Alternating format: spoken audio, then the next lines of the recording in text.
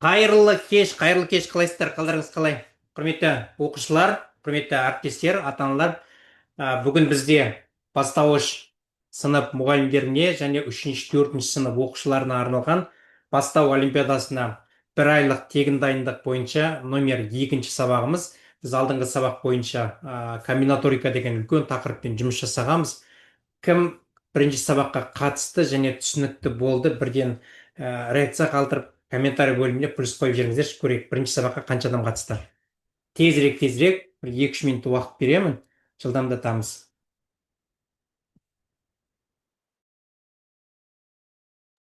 Жақсы, өте тамаша, бізде қатысқан балалар көп екен. Жалпы алдыңғы сабақта біз толығымен қарастырдық 1 сағат көлемінде. Енді бүгінде сабағымыз 1,5-2 сағат көлемінде болады. Ортада алдындағы сияқты 10-15 минутқа үзіліс жасаймыз. Онлайн кофе ішеміз, чай ішеміз, печенье жейміз. Қызықтың бәрі бізде негізгі үзілісте болады. Және бүгін біз комбинаторика тақырыбындағы жалпы бастау олимпиадасындағы ең маңызды, жалпы кез келген математикалық олимпиадаларда ең жиі кездесетін маңызды, күрделі және қызықты бір тақырыппен жұмыс жасаймыз. Және сабақты бастамас бұрын мен алдыңғы сабақта берілген үй жұмысы бойынша сәл 4-5 есепті қайталап шығамыз. Сондықтан дайын болсаңыздар, менің экраным көрініп тұрса және дауысым естіліп тұрса, бірден плюс қойып жіберіңіздер. Жақсы, дайын болсақ сабақты бастайық. Саламатсыздар, уалейкум ассалам. Саламатсыздар. Қайырлы кеш. Бізде сабақтың уақыты бастау олимпиадасына аптасына 2 рет болады, сейсенбі және жұма күндері. Сондықтан сол күндер кешкі 20:00-де ешқандай план жасамаңыздар. Жылдамырақ сабаққа уақытылық қосылып, уақытылы қатысыңыздар. Бізде осы ай көлемінде, декабрь, желтоқсан ай көлемінде жалпы 5 күні болды сабағымыз, енді 9 күні міне бүгін болып жатыр. Ары қарай тағы да бізде 6-7 тақырыппен және нақты нұсқамен жұмыс жасайтын боламыз. Және ескере кетейін, бізде соңғы 2024-25 жылға нақты бастау олимпиадасында келген республикалық кезеңнің тапсырмаларымен, облыстық кезеңнің тапсырмаларымен де талдау жасайтын боламыз соңғы 1-2 сабақта. Жақсы. Егер түсінікті болса, кеттік онда. Жақсы, бәріміз естіліп тұр дейді. Тамаша, жақсы, көрдім. Жақсы. Онда бірден бастайық. Жалпы сабағымыз бізде 3-4 сынып оқушыларына және мұғалімдеріне арналған, тегін түрде қатыса алады. Егер біздің арнайы WhatsApp топта жоқ болсаңыз, мына берілген WhatsApp-қа тезірек жазып жіберіңіз. Сізді арнайы WhatsApp топқа, жабық топқа қосады және толық ақпараттардың барлығын біз сол жаққа жіберіп отырамыз. Сабақтың сілтемесі және электронды нұсқада материалдар және басқа да математикалық олимпиадаға дайындық бойынша ақпараттардың барлығы сол WhatsApp топтарға салынатын болады. Жақсы, сабақ бізде жаңа ғана ескерттім, сейсенбі және жұма күндері болады, кешкі 20:00-ге тура осылай тікелей эфирде сіздермен қалай сөйлесіп отырмыз, тура осылай болатын болады сабақтар.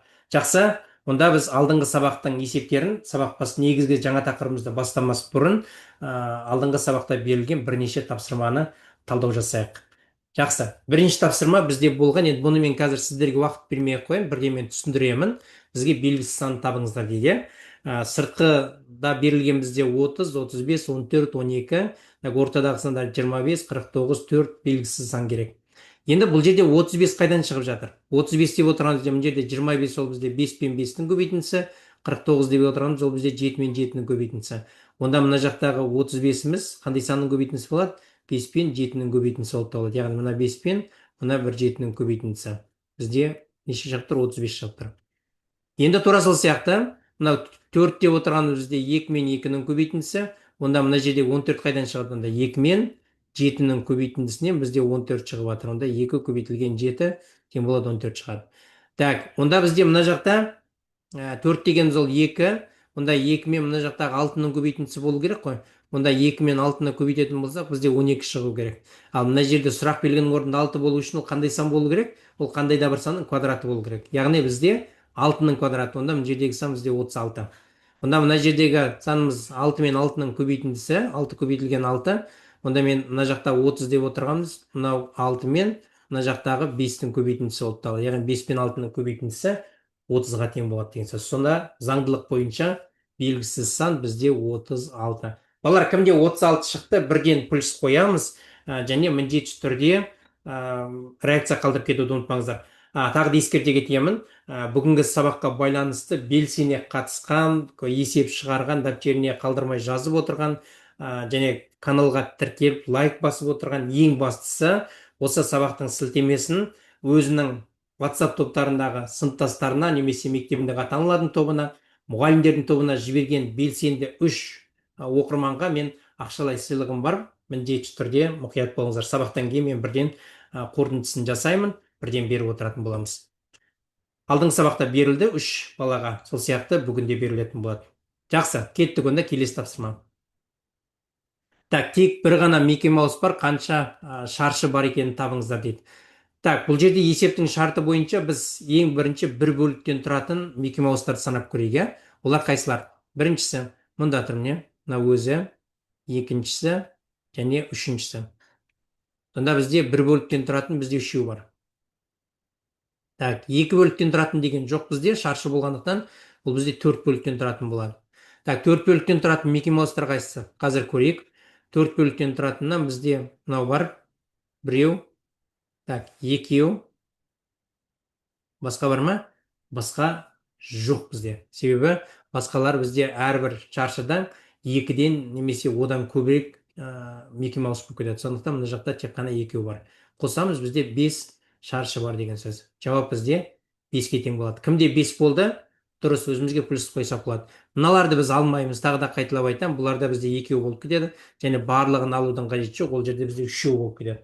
Ал бізде есептің шарты бойынша тек қана бір Микки Маус бар. Шаршыларды санау керек. Сонда бізде бір бөліктен тұратын менде үшеу, так, төрт бөліктен тұратында біреу, екеу болды. Сонда жауап бізде болады 5-ке тең болады. Жақсы, кеттік ары қарай. Келесі. Так, суретте қанша шаршы бар деген сұрақ. Енді бұл бәріміз дұрыс шығардық. Мен кеше негізгі жауаптарыңыздан комментарий бөлімінен байқадым. Көбіңізде дұрыс. Так, мұнда біреу бар, екеу бар және үшеу бар. Үлкеннен бізде үшеу бар. Енді бізде орташа бөліктерді қарастырып көрейік. Орташа бөліктен үшеу бар екен. Мұнда біреу, екеу болды. Сонда барлығын қосатын болсақ, бізде 3 қосылған 2 тең болады 5. Яғни мына жерде бізде 5 шаршы бар. Кімде 5 шаршы болды? Міндетті түрде комментарий бөліміне плюс қоямыз, және реакция қалдырып кетуді ұмытпаңыздар, иә? Жақсы, кеттік ары қарай. Келесі. Так, келесі бізде жартылай су толтырылған ыдыстың салмағын тап дейді. Егер толтыратын болса 400 грамм, суды төгіп тастайтын болсақ 100 грамм, онда жартылай су құйылатын болса қанша грамм? Онда біз қалай жасаймыз? Ең бірінші біз 400 граммнан 100 граммды алып тастаймыз. Не үшін? Ыдыстың ішінде қанша грамм су бар екенін табу үшін. Енді бізде судың жартысын құйып тастадық, онда 300 граммды жай ғана 2-ке бөліп тастаймыз, сонда 150 грамм болады. Мынаның ішінде бізде 150 грамм су бар. Енді біз білеміз, құр ыдыстың салмағы бізде 100 грамм екенін ескере отырып, 150-ге 100-ді қосып береміз, сонда 250 грамм шығады. Яғни жартылай су толтырылған ыдыстың салмағы бізде 250 грамм болады екен. Жақсы. Кімде дұрыс болды? Комментарий бөліміне тезірек плюс қоямыз, және түсінікті болса лайк басып кетуді ұмытпаңыздар. Балалар, міндетті түрде лайк басамыз және каналға тіркелеміз. Мына жерде тұрған подписаться деген кнопканы басамыз. Міндетті түрде. Давайте 5 секунд уақыт берем. 1 тіркелеміз, 2 лайк басамыз, 3 тіркелеміз, 4 лайк басамыз, 5 каналға тіркелеміз. Балалар, не үшін тіркелу соншалықты маңызды екенін түсіндірейін. Кез келген осында шыққан жаңа видео сабақтардың барлығы бірінші сіз көруге мүмкіндігіңіз бар, ешқандай жібере алмайсыз. Және алда болатын тікелей эфирлердің барлығы сізге алдын ала 30 минут бұрын, 1 сағат бұрын міндетті түрде автомат сізге ескертіліп отырады. Сондықтан ешқандай ақпарат жоғалтпас үшін каналға тіркелу өте маңызды. Жақсы, кеттік ары қарай. Келесі бізде. Так, келесі белгісіз фигуралардың мәнін тап дейді. Бұл енді негізі математикалық ребусқа жатады. Бірақ бұл жерде 3 таңбалы саннан бізде 4-еуін қосып тұр, ол бізде 584-ке тең болып тұр, иә? Енді бұл жерде қараңыздар, ең оңай шығарудың тәсілі, мына жақта қосылғыштардың 4-еуі де бірдей ғой. Сондықтан мен жай ғана 584-ті баған бойынша бөлесі сан болады. Бірден баған бойынша бөлесі алайық 4-ке. Өйткені 4 сан болып тұр, 4 қосылғыш. Так, 5-ті 4-ке бөлеміз бізде 1-ге тең, 4-ті азайтамыз біз, 1-ге тең болады, 8-ді түсірем, 4-тен береміз, 4 16, мына жақта бізде 2, 4-ті түсіреміз 24, 4 6 24 болды. 24-тен азайтамыз және 0-ге тең болады 146. Сонда бастапқыда берілген санымыз 146. Яғни жұлдызшаның мәні нешеге тең болады онда? Жұлдызшамыз тең болады 4-ге тең болады. Болды. Есеп шықты. Жұлдызшаның мәні бізде 4-ке тең. Кімде түсінікті болды, міндетті түрде бірден лайк басамыз және комментарий бөліміне бірден плюс қойып жіберіңіздер. Көрейік, қанша адамда дұрыс болған екен осы есептер. Так, үй жұмысының тапсырмаларын көбіміз жасаған жоқпыз.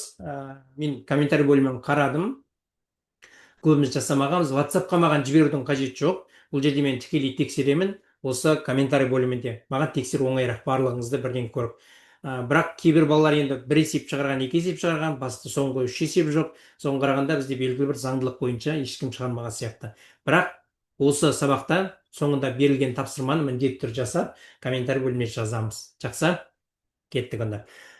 Жақсы, онда біз бүгінгі тақырыбымызды бастайық. Дайын болсаңыздар, кім дайын? Маған жай ғана плюс қойып жіберіңіздер, жылдамырақ, иә? Так, кім жазып болды, кімге түсінікті болды? Жақсы. Кеттік онда. Келесі. Жалпы бүгін біз негізгі жалпы математикалық олимпиадаларда ең жиі кездесетін, үнемі кездесетін және күрделі болып келетін, барлығымыздың уақытымыздың көбін алатын ең маңызды тақырыптардың бірі сиқырлы шаршылар мен үшбұрыштар тақырыбымен жұмыс жасайтын боламыз. Енді бұл тақырыптардың бастапқы деңгейін көбіміз білуіміз мүмкін, бірақ біз осыларды бүгін толығымен А деңгейі, Б деңгейі, С деңгейімен толығымен қарастыратын боламыз. Яғни бізде қарапайым сиқырлы шаршылар, күрделі сиқырлы шаршылар, қарапайым үшбұрыштар және күрделі сиқырлы үшбұрыштарға байланысты тапсырмалардың барлығын қарастырамыз. Және ең бастысы біз тиімді тәсілдермен жұмыс жасайтын боламыз. Жай ғана кез келген санды қою арқылы бір 15-20 минут, 30 минут уақытымыз жоғалтпаймыз. Бұл жерде біз тиімді тәсілмен, басқа балалар бізде 15-20 минут шығарса, біз 1 минут 30 секундта шығара алатындай маңызды тәсілдермен бөлісемін және нақты шешу алгоритмін көрсететін боламын сіздерге. Жақсы, дайынсыздар ма сабаққа? Кеттік онда. Бірден уақытымыз жоғалтпайық, бірден бастайық. Бүгін сабақта бізде қарапайым сиқырлы шаршылар, күрделі сиқырлы шаршылар, сыйлықты тапсырма бар айтпақшы, ортада біз үзіліс кезінде жасаймыз. Және қарапайым сиқырлы үшбұрыштар және күрделі сиқырлы үшбұрыштармен толығымен жұмыс жасайтын боламыз. Және жай ғана жұмыс жасамаймыз, тиімді, оңай, жылдам шығарылатын тәсілдермен толығымен жұмыс істейміз. Жақсы, сабақты басынан бастап соңына дейін толығымен қараймыз. Тікелей эфир бізде сақталмай қалуы мүмкін, сондықтан міндетті түрде толығымен қарап, соңына дейін бірде-бір есеп шығарып отырамыз. Түсінбеген тапсырмаларымызды комментарий бөліміне жазамыз, қайталап мен түсіндіріп өтуге тырысамын, егер үлгеріп жатсақ уақытқа. Жақсы, кеттік онда. Бірден бірінші тапсырмамызға өтіп кетейік. Жалпы бірінші тапсырмада бізде қарапайым сиқырлы шаршыларға байланысты біз сабақты бастамас бұрын сиқырлы шаршының қарапайым түрлерінен бастаған жөн көрдік. Өйткені көп балалар бізде сиқырлы шаршы деген не екенін білмеуі мүмкін. Сондықтан біз қарапайым түрлерінен бастаймыз. Енді қараңыздар. Әр жол, баған және диагонал бойындағы сандардың қосындысы тең болатындай етіп, белгісіз сандарды толықтыр дейді. Енді бұл жерде нақты бір шынайы тұрақты түрде сандар берілмеген, бірақ бізде белгілі бір сандық мәндері бар. Қалған белгісіз сандарды біз табуымыз керек. Оны қалай табамыз, қалай шығарамыз, қандай алгоритмді қолданамыз? Қазір мен сіздерге бастапқы 1-2 тапсырмасында толығымен түсіндіремін. Сұрақтарыңыз болса бірден қоясыздар. Түсініп жатсаңыздар бірден плюс қоюды ұмытпаңыздар. Жақсы? Жақсы, қараңыздар, қалай шығарамыз? Жалпы есептің шарты бойынша 3 жол бар. 3 жол деп отырғанымыз мынау. Мынау 3 жолы. 3 баған деп отырғанымыз тігінен. 2 диагонал дегеніміз бір бұрышынан екінші бұрышына қарама-қарсы жатқанды біз диагонал деп атаймыз. Енді қараңыздар, ең бастысы бізде осы баған, жол және диагонал бойындағы сандардың қосындысы тең болу керек, және солардың барлық ортақ тең болатын бір сиқырлы сан пайда болады бізде. Ол сиқырлы санды біз қайдан аламыз, не істейміз? Қазір енді талдау жасап көреміз. Бірінші, ең толық болып тұрған жолды, бағанды немесе диагоналды қарастырамыз. Енді біздің есептің шарты бойынша қарайтын болсақ, диагоналдың бойында 3 бар. Сондықтан біз 6-ны қосамыз 7-ге, оған қосамыз 8-ді. 8-ге 7-ні қоссақ бізде 15, оған 6-ны қоссақ 21. Сонда бізде мына 3-нің қосындысы 21-ге тең болады. Яғни бізде сиқырлы санымыз тең болады, 21-ге тең болады. Яғни бұл жерде біз қандай қорытынды шығарамыз? Жалпы сиқырлы сан бізде 21-ге тең болатын болса, онда біз бірден білеміз, әрбір жол, баған, диагонал бойындағы үш санның қосындысы әрқашан бізде 21-ге тең болады. Бұл бізде осы сиқырлы шаршының сиқырлы саны болып табылады. Мынау да 21-ге тең, мынау да 21-ге тең, және мына диагоналдың бойындағы сандардың қосындысы да менде 21-ге тең болады. Так, неден бастаймыз? Ең бірінші, біз екі саны бар, бір саны белгісіз болған жолды, бағанды және диагоналды қарастырып көреміз. Енді бұл жерде біз диагоналдан бастасақ оңайырақ болады. Так, 11-ге 7-ні қосамыз, бізде 18. 18, 21-ден 18 азайтатын болсақ, қаншаға тең болады? 21-ден азайтамыз, 18-ді тең болады, 3-ке тең болады, е? Мынау 3-ке тең болады. Онда мына жердегі белгісіз санымыз бізде 3 болады деген сөз. Мына жерде. Так, енді біз бірінші жолдан бастап жасай береміз. 6-ға 3-ті қосамыз. Бізде 9, 21-ден 9-ды азайтамыз. Қаншаға тең болады? 21-ден 9 азайтсақ, бізде 12-ке тең болады, е? 12. Так, 12-ге 3-ті қоссақ, бізде 15. Так, 11 болады, дұрыс айтасыздар, е? Дұрыс, балалар. Мына жерде 11-ге тең, е. Себебі бізде 21-ден нешені азайтып тастаймыз? 9 азайтып тастаймыз. Сонда бізде, так, 12 қой, дұрыс қой, балалар, е? Мені шатастырмаңыздар. Олай болмайды. Так, бізде мына жақта 12 болады, е? 12. Так, 12. Так, 12-ге 3-ті қоссақ, бізде 15, оған 6-ны қоссамыз 21. Сіздер комментарийдан мені шатастырып жатсыздар. Дұрыстап айтамыз. Жақсы, келесі. Бірінші бағанды көрейік. 6-ға 11-ді қосамыз, бізде 17. Так, 21-ге 4-ті қоссақ, бізде қанша болады? 17-ге 4-ті қоссақ, бізде 21-ге тең болады, е? Өйткені біз 21-ден 17-ні азайтамыз. Жақсы, келесі екінші жолда 4-ке 7-ні қосамыз, 11, онда бұл 10-ға тең болады. Яғни 11-ге 10-ды қосатын болсақ 21. Так, 11-ге 8-ді қоссақ 19, 19-ға 21-ден 19 азайтамыз, қаншаға тең болады? 21-ден 19 азайтсақ, бізде 2-ге тең болады, е? Мына жақта бізде 8, 10, мына 11-ді қоссақ 21. 12, 19, оған 2-ні қоссақ 21. Болды, есебіміз шықты. Яғни сиқырлы шаршы деп отырғанымыз бізде жол, баған және диагоналдың бойындағы үш санның қосындысы әрқашан бірдей санға тең болады. Так, балалар, кім түсінді? Бірден плюс қоямыз, тезірек көрейік кәне. Белсенді боламыз, балалар. Бүгін бізде маңызды тақырып, сондықтан түсінгенімізді кері байланыс жасаймыз, және сұрақтарымызды болса қоямыз, лайкты басамыз, егер түсінікті болса, міндетті түрде. Біз бүгін сиқырлы шаршы үшбұрыштарға байланысты проблеманың барлығының көзін құртамыз. Барлығымыз түсінікті болатындай толығымен талдау жасайтын боламыз. Және ең белсенді болған үш балаға ақшалай сыйлық бар, ұмытпаңыздар. Ол үшін бізде есеп шығару керек, комментарийға жіберу керек, лайк басамыз және каналға тіркелеміз. Ең соңғы маңызды шарт, мына шешуші шарт, балалар, осы тікелей эфирдің сілтемесін бөлісу деген кнопканы басып, WhatsApp-тағы өз WhatsApp тобыңыздағы WhatsApp-ыңызда топтарға жібересіз. Қаншалықты көп жіберсеңіз, соншалықты сізде ұпайыңыз жоғарылайды. Жақсы, кеттік. Өйткені біз енді сіздермен мен пайдалы ақпарат беремін, тегін бөлісіп отырмын. Сіздер де бөлісіңіздер. Біз барынша пайдалы болуға жұмыс жасайық. Жақсы? Кеттік ары қарай. Онда бізде келесі тапсырмаға өтеміз. Келесі тапсырманы өздеріңіз шығарып көресіздер. Жақсы? Так, келесі номер 2. Так, номер 2-ші тапсырмаға да мен 5 минут уақыт берем. Бірінші өзіміз дәптерге жазамыз, шығарамыз. Сиқырлы сан нешеге тең болады, және қандай сандарды қоямыз, тікелей чатқа жіберсек болады. Уақыт кетті. Мен сіздерге кедергі жасамайын. Бірінші өздеріңіз шығарып көріңіздер.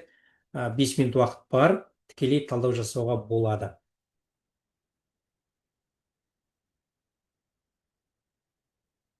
Ағай, тікелей эфир сақтала ма? Тікелей эфир сақтала ма, сақталмай ма, қазір мен нақты білмеймін. Өйткені сабақ аяқталған кезде интернет жылдамдығы қалай болады, соған байланысты қараймыз.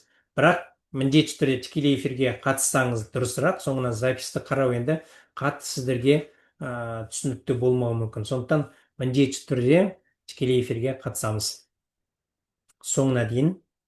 Қазір сабақтың арасында біз онлайн кофе ішеміз, чай ішеміз сіздермен бірге.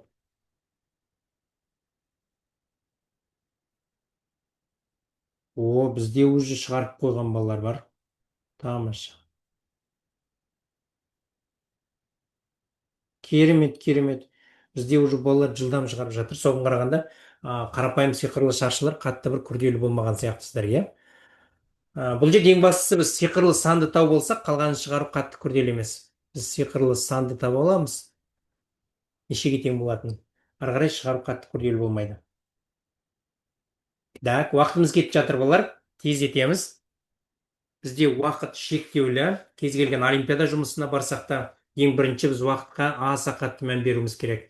Мысалы, біз 60 минут берілетін уақыттағы 20 есеп берілетін болса, бір есепке 15-20 минутымыз жоғалтып алатын болсақ, онда өте төмен ұпай алып қаламыз. Сондықтан барынша алғашқы минуттарда біз оңай түсінетін, білетін тапсырмаларымызды жасаймыз. Соңында біз ойланатын күрделі тапсырмаларды қалдырамыз, көбірек ұпай алу үшін және ойлануға нақты уақыт алу үшін өзімізге. Жақсы. Бүгін балалар өте белсенді, тамаша. Бізде уже жіберіп жатқан балалар бар, жібермей жай ғана қарап отырған балалар бар. Экранға қарап отырмаймыз. Қолымызға ручка дәптер аламыз, жазамыз, сызамыз міндетті түрде. Белсенді боламыз балалар. Тағы да қайталап айтам, бүгін сабақта ең белсенді болған балаларға арнайы 3 балаға мен 3 оқырманға ақшалай сыйлық бар. Ол бізде оқушы болуы мүмкін, мұғалім болуы мүмкін, ата-ана болуы мүмкін. Ол сіздің қай аккаунтта отырғаныңызға байланысты емес, отырған аккаунтыңызда қаншалықты белсенді боласыз, соған байланысты. Яғни бізде лайк басамыз, есеп шығарамыз, жылдамырақ жібереміз белсенді болып, және каналға тіркелеміз міндетті түрде. Және ең соңғы, ең маңызды шарт бізде осы тікелей эфирді бөлісу деген кнопканы басамыз, поделиться деген бар, тура соны бөлісеміз и WhatsApp топтарымызға жібереміз. Қанша топ бар, соншалықты өзіңіз ұпай аласыз. Жақсы, көрейік. Көбіміз жауапты жіберіп жатырмыз, енді талдау жасап көреміз. Бірінші біз сиқырлы санды табамыз. Сиқырлы санды табу үшін міндетті түрде бізге 3 саны да толық болатын жол, баған немесе диагонал керек. 11-ге 6-ны қосамыз, бізде 17, 17-ге 7-ні қосамыз, бізде қаншаға тең болады? 24-ке тең болады. Сонда бізде сиқырлы сан 24 болу керек бізде. Өйткені 11-ге 6-ны қосамыз 17, 17-ге 7-ні қосамыз 24 деген содан шығып жатыр. Жақсы. Мынау да бізде 24-ке тең болу керек. Және бірінші жолдың бойындағы 3 санның қосындысы 24, екінші жолдың бойындағы 3 санның қосындысы 24, үшінші жолдың бойындағы 3 санның қосындысы 24, және міне диагоналдың бойындағы 3 санның қосындысы 24, екінші диагоналдың бойындағы да 3 санның қосындысы 24-ке тең болу керек. Енді мұқият қараңыздар, біз қалай жасаймыз?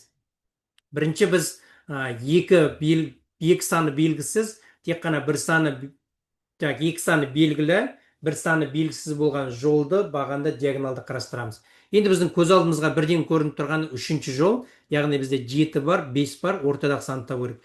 7-ге 5-ті қосатын болсақ, бізде 12, онда мына жердегі санға біз 12-ні қосып береміз. Сонда 12-12-ні қосамыз, бізде 24 шығады.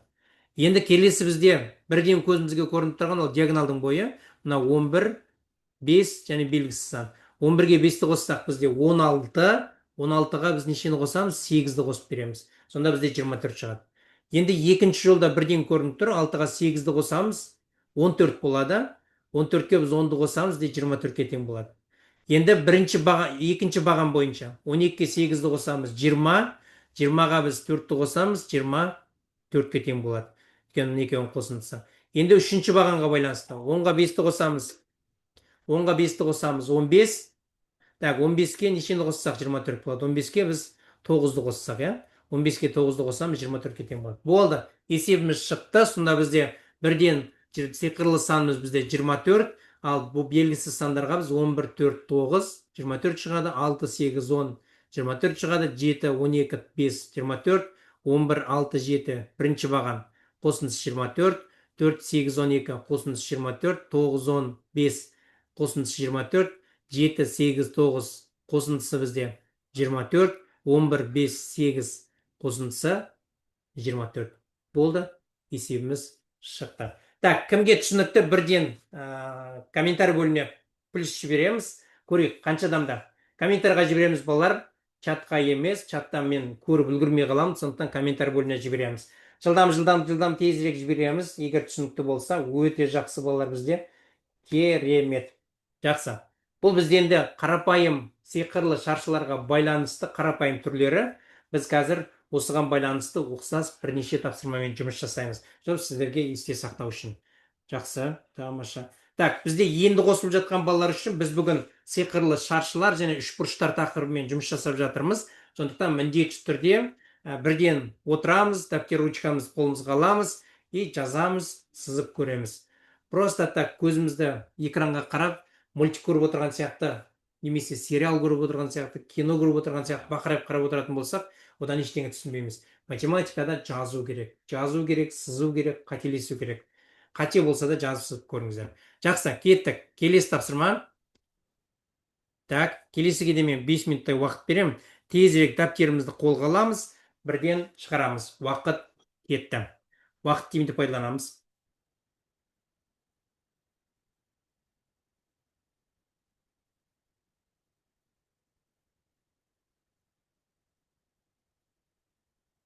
Так, осының алдындағы тапсырмамен бірдей, тек қана сандық мәндер басқаша.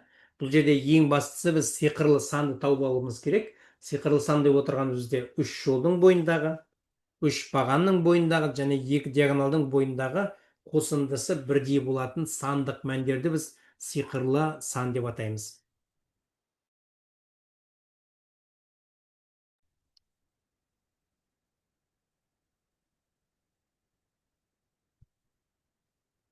Жақсы, тамаша.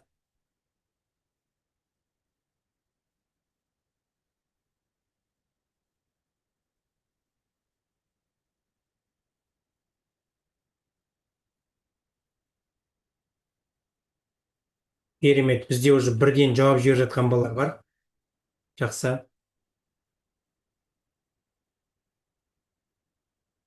Бұл жерде ең бастысы сиқырлы санды табамыз міндетті түрде. Жолдың бойында, бағанның бойында және диагоналдың бойындағы сандардың қосындысы тең болатындай. Жақсы. Өте жақсы. Енді бұл бізде екінші сыныптың оқушылары үшін сәл қиын болуы мүмкін. Өйткені бізде бұл 3-4 сынып оқушыларына арналған. Жалпы бастау олимпиадасы бізде командалық олимпиада, сондықтан біз 3 пен 4-тің сабақтарын және бастауыш мұғалімдердің сабақтарын бірге дайындық өткізіп жатқанымыз сол себепті. Өйткені командамен жұмыс жасап үйрену керек және командаға ортақ болатын негізгі тақырыптарды. Мысалы, бастауыштың 2-ші, 3-ші, 4-ші сында ортақ болатын тақырыптар болады, немесе 3-ші, 4-ші сыныптарына ортақ болатын тақырыптар болады. Біз барлығына ортақ болатын тақырыптарды негізінен осы бір ай көлемінде толығымен қарастырамыз. Ол бізде міндетті түрде білу керек, маңызды, күрделі тақырыптармен жұмыс жасаймыз әрине.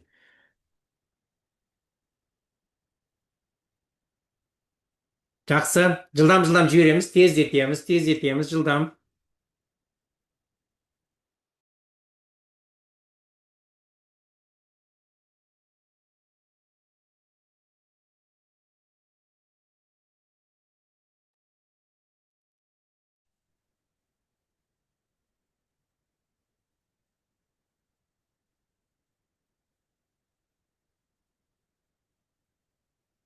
Жақсы, ары қарай жалғастырамыз.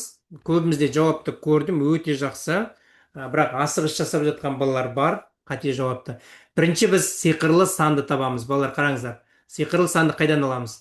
Ол бізде 3 саны толық болатын жолды, бағанды және диагоналды қарастырамыз. Бізде қарайтын болсаңыздар, мына жақта диагоналдың бойындағы 3 санның мәні барлығы берілген. Енді біз жай ғана қосындысын аламыз. 14-ке 16-ны қоссақ бізде 30, оған 15-ті қоссамыз бізде 45. Сонда бізде сиқырлы санымыз 45-ке тең болады. Сиқырлы сан бізде 45. Енді қалай есептейміз толығымен? Мұқият қараңыздар. Бізде онда мына үшеуінің қосындысы 45-ке тең болатын болса, 45. Онда біз бірден таба аламыз. Жалпы барлық 3 жолдың бойындағы сандардың қосындысы 45. Және 3 бағанның бойындағы сандардың қосындысы 45. Және 2 диагоналдың бойындағы сандардың қосындысы да бізде 45 шығу керек. Енді қалған белгісіз сандарды табу үшін біз қалай жасаймыз? 2 саны белгілі, 1 саны белгісіз болатын жолды, бағанды және диагоналды таңдап аламыз. Енді бірден көрініп тұр. Бірінші жолымызда бізде 14 бар, 12 бар, белгісіз ортадағы сан бар. 14-ке 12-ні қосатын болсақ бізде 26. Мына екеуінің қосындысы 26, 45-тен 26-ны азайтып тастаймыз. Так, 15-тен 6-ны азайтамыз, бізде 9, 3-тен 2-ні азайтамыз, 1, 19. Онда мына белгісіз санымыз бізде 19-ға тең болады. Ары қарай Келесі, екінші бағанға байланысты. 19-ға 15-ті қосамыз, 20, 34 болады. Енді 45-тен 34 азайтамыз.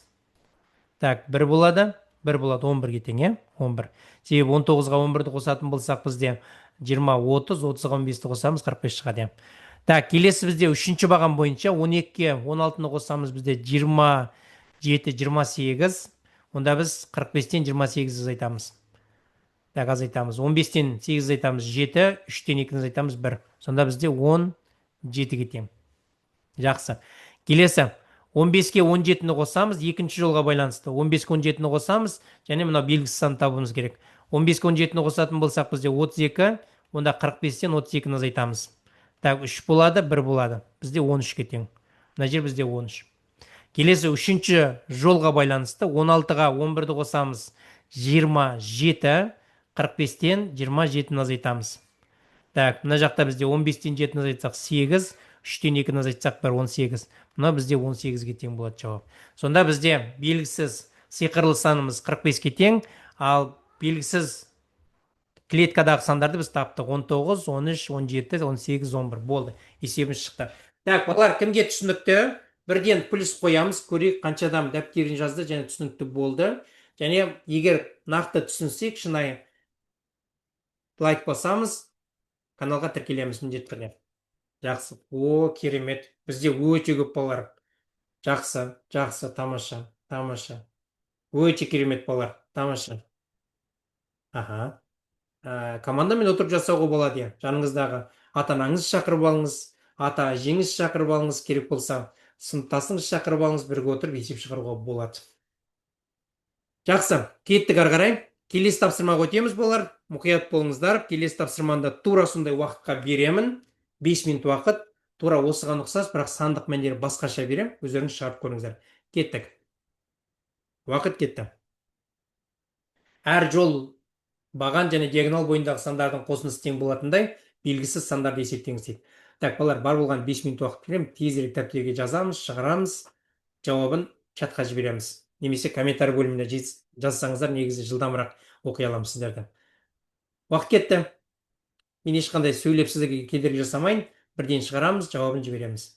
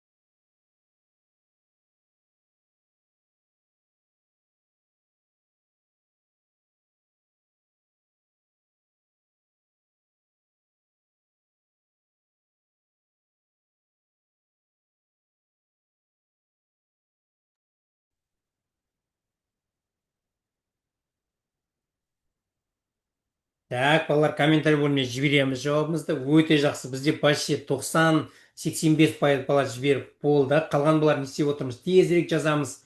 Жазамыз.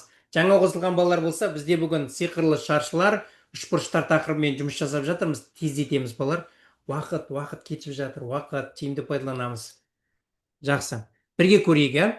Бұл жерде біз тура осының алдындағы тапсырмалармен бірдей, бірінші біз талдау жасаймыз. Талдауды неден бастаймыз? Сиқырлы санды табудан бастаймыз. Бізге сиқырлы сан нешеге тең болатынын есептейміз. Ол үшін біз 3 саны белгілі, жол, баған, диагоналдың бойын қарастырамыз. Бізде бірден көрініп тұр, диагоналдың бойындағы барлық сандар белгілі, сондықтан біз осы үшеуінің қосындысын табатын болсақ, ол бізде сиқырлы сан болып табылады. 8-ге 12-ге қоссақ бізде 20, 20-ға 10-ды қосамыз 30-ға тең. Бізде сонда сиқырлы санымыз 30-ға тең. Онда 3 жолдың бойындағы сандардың қосындысы бізде 30-ға тең, және 3 бағанның бойындағы сандардың қосындысы бізде 30-ға тең болу керек. Және диагоналдың бойындағы үш санның қосындысы да бізде 30 болу керек. Болды. Енді біз бірден бірінші жолдан бастай берсек болады. 8-ге 16-ны қосамыз 24, онда мына жерде 6-ға тең болады. Өйткені 30-дан 24 азайтамыз. Келесі. Екінші бағанға қарасақ болады. 6-ға 10-ды қосамыз 16, 16-ға 14-ті қосамыз 30-ға тең болады.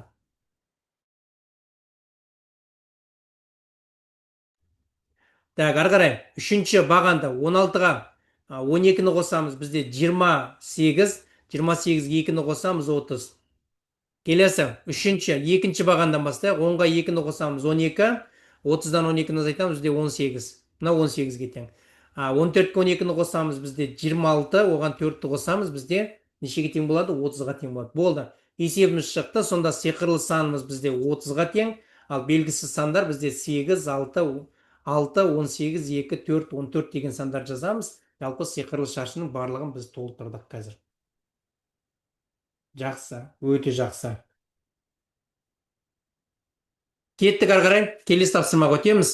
Так, кімге түсінікті және өзінде дұрыс болды, комментарий бөліміне бірден плюс жібереміз. Тезірек. Түсінікті болса түсінікті деп жазып жібереміз. Реакция қалдырастырамыз тездетіп, иә. Егер түсінікті болса, барлығымыз лайк басуды ұмытпаңыздар. Жақсы.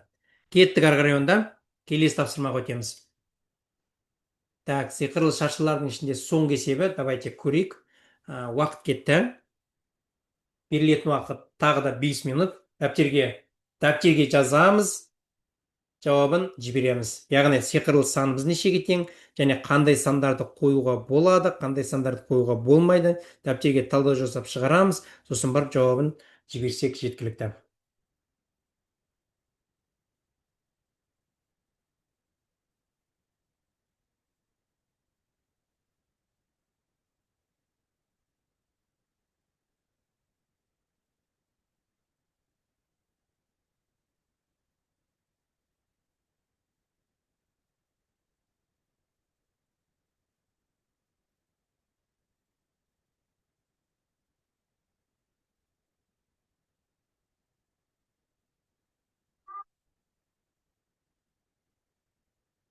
Жақсы, өте жақсы.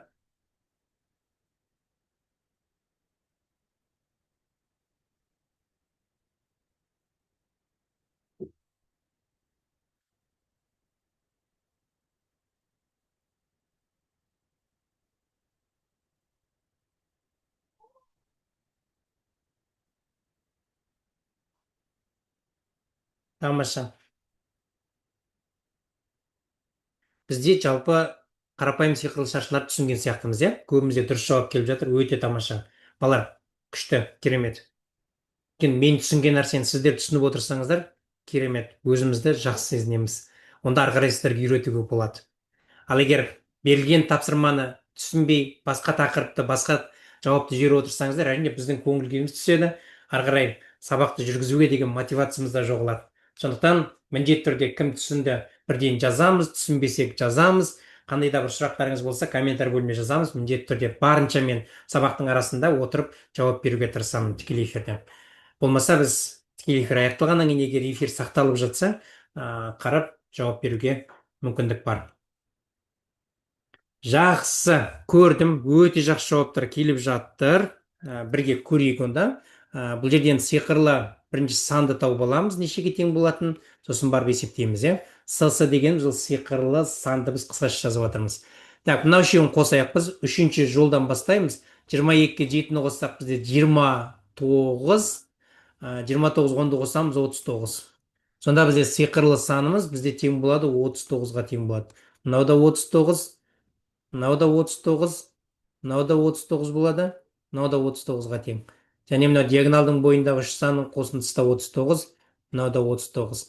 Так, менде қатып жатыр, менде дұрыс көрінбей жатыр, дауыс өшіп жатыр деген балалар, біріншіден сіздерде интернетке байланысты сәл әлсіз болуы мүмкін, интернетке жақын, Wi-Fi-ға жақындау жерге отырыңыздар. Егер мобильный данныймен кіріп отырсақ, интернетті жақсырақ ұстайтын жерге қарай жақындасаңыздар болады. Ал егер экраныңыз дұрыс көрінбей бұлыңғыр болып жатса, мына жақта качествоны көтереміз. сізде мүмкін 240 360 пен ең төменгі деңгеймен тұруы мүмкін. Оны 720-ға немесе 480-ге қарай көтерсеңіздер нақтырақ көрінеді экрандарыңыз. Жақсы. Біз неден бастаймыз? Әрине, біз бастаймыз қазір бірінші бағаннан бастаймыз. 22-ге 1-ді қосатын болсақ 23, онда 39-дан 23 азайтамыз бірден. Мынау 6 болады, мынау 1 болады, мына жерде бізде 16-ға тең. Жақсы. Ары қарай келесі екінші диагонал бойында қараймыз. 16-ға 10-ды қосамыз 26, 39-дан 26-ны азайтамыз, тең болады 3, мынау 1, 13-ке тең болады. Мынау бізде 13 болады. Так, келесі екінші баған бойынша 7-ге 13-ті қосамыз 20, онда бізде 39-дан 20-ны азайтатын болсақ, бізде 19-ға тең. Мынау менде 19 деген сан. Келесі 16-ға 19-ды қосатын болсақ 20, 35, онда мына жақта бізде 4 деген сан шығады. Так, мына жақта диагоналдың бойын қарастырып көрейік. 22-ге 13-ті қосатын болсақ, бізде 35, 35-ке 4-ті қосамыз, 39 шығып тұр. Келесі екінші жол бойынша бірден қарастыра салайық. 1-ге 13-ті қосамыз 14, онда 39-дан 14-ті азайтамыз енді. Мына жақта 5 болады, мұнда бізде 2 болады, сонда 25. Мына менде 25-ке тең. Так, 4-ке 25-ті қосамыз 29, оған 10-ды қосамыз 39 шығып тұр. Болды. Есептің шарты бойынша бізде сиқырлы санымыз 39, ал қалған клеткалардағы сандар бізде есептің шарты бойынша толығымен белгісіз сандарды таптық. Ең бастысы, жалпы қарапайым сиқырлы шаршыларда мән беретін екі түрлі жағдай бар. Біріншісі, біз бірден сиқырлы шаршыны табамыз, оны қайдан табамыз? Үш саны белгілі болып тұрған жолдан, бағаннан және диагоналдың бойынан іздейміз. Екінші, біз белгісіз сандарды тапқан кезде барынша екі саны белгілі, бір саны белгісіз болған жолды, бағанды қарастырамыз, сол арқылы таба аламыз. Жақсы, кімге түсінікті бірден плюс қоямыз. Так, енді қосылып жатқан оқушылар болса, бізде бүгін сиқырлы шаршылар және үшбұрыштарға байланысты тақырыппен жұмыс жасап жатырмыз. Жаңа қосылған болсаңыз, міндетті түрде барлық жұмысыңызды қойып, дәптер ручкамызды қолға аламыз, жылдам отыра қаламыз. Тезірек мынаны мен өлшемін. Дайынбыз ғой, иә? Кеттік ары қарай. Келесі біз енді күрделі сиқырлы шаршыларға байланысты. Так, бізде ешқандай сан берілмеген клеткада. Бізге сұрақ жол баған бойындағы сандардың қосындысы белгілі бір тұрақты санға тең болатындай сандарды орналастырамыз, және оны қалай орналастырамыз, нешеге тең болатынын қазір жасап көреміз. Давайте 5 минут уақыт береміз. Сонда мына тұрған клеткалардың барлығына 1-ден 9-ға дейін сандарды орналастырамыз, және жолдың, бағанның, диагоналдың бойындағы сандардың қосындысы бірдей санға тең болу керек. Уақыт кетті.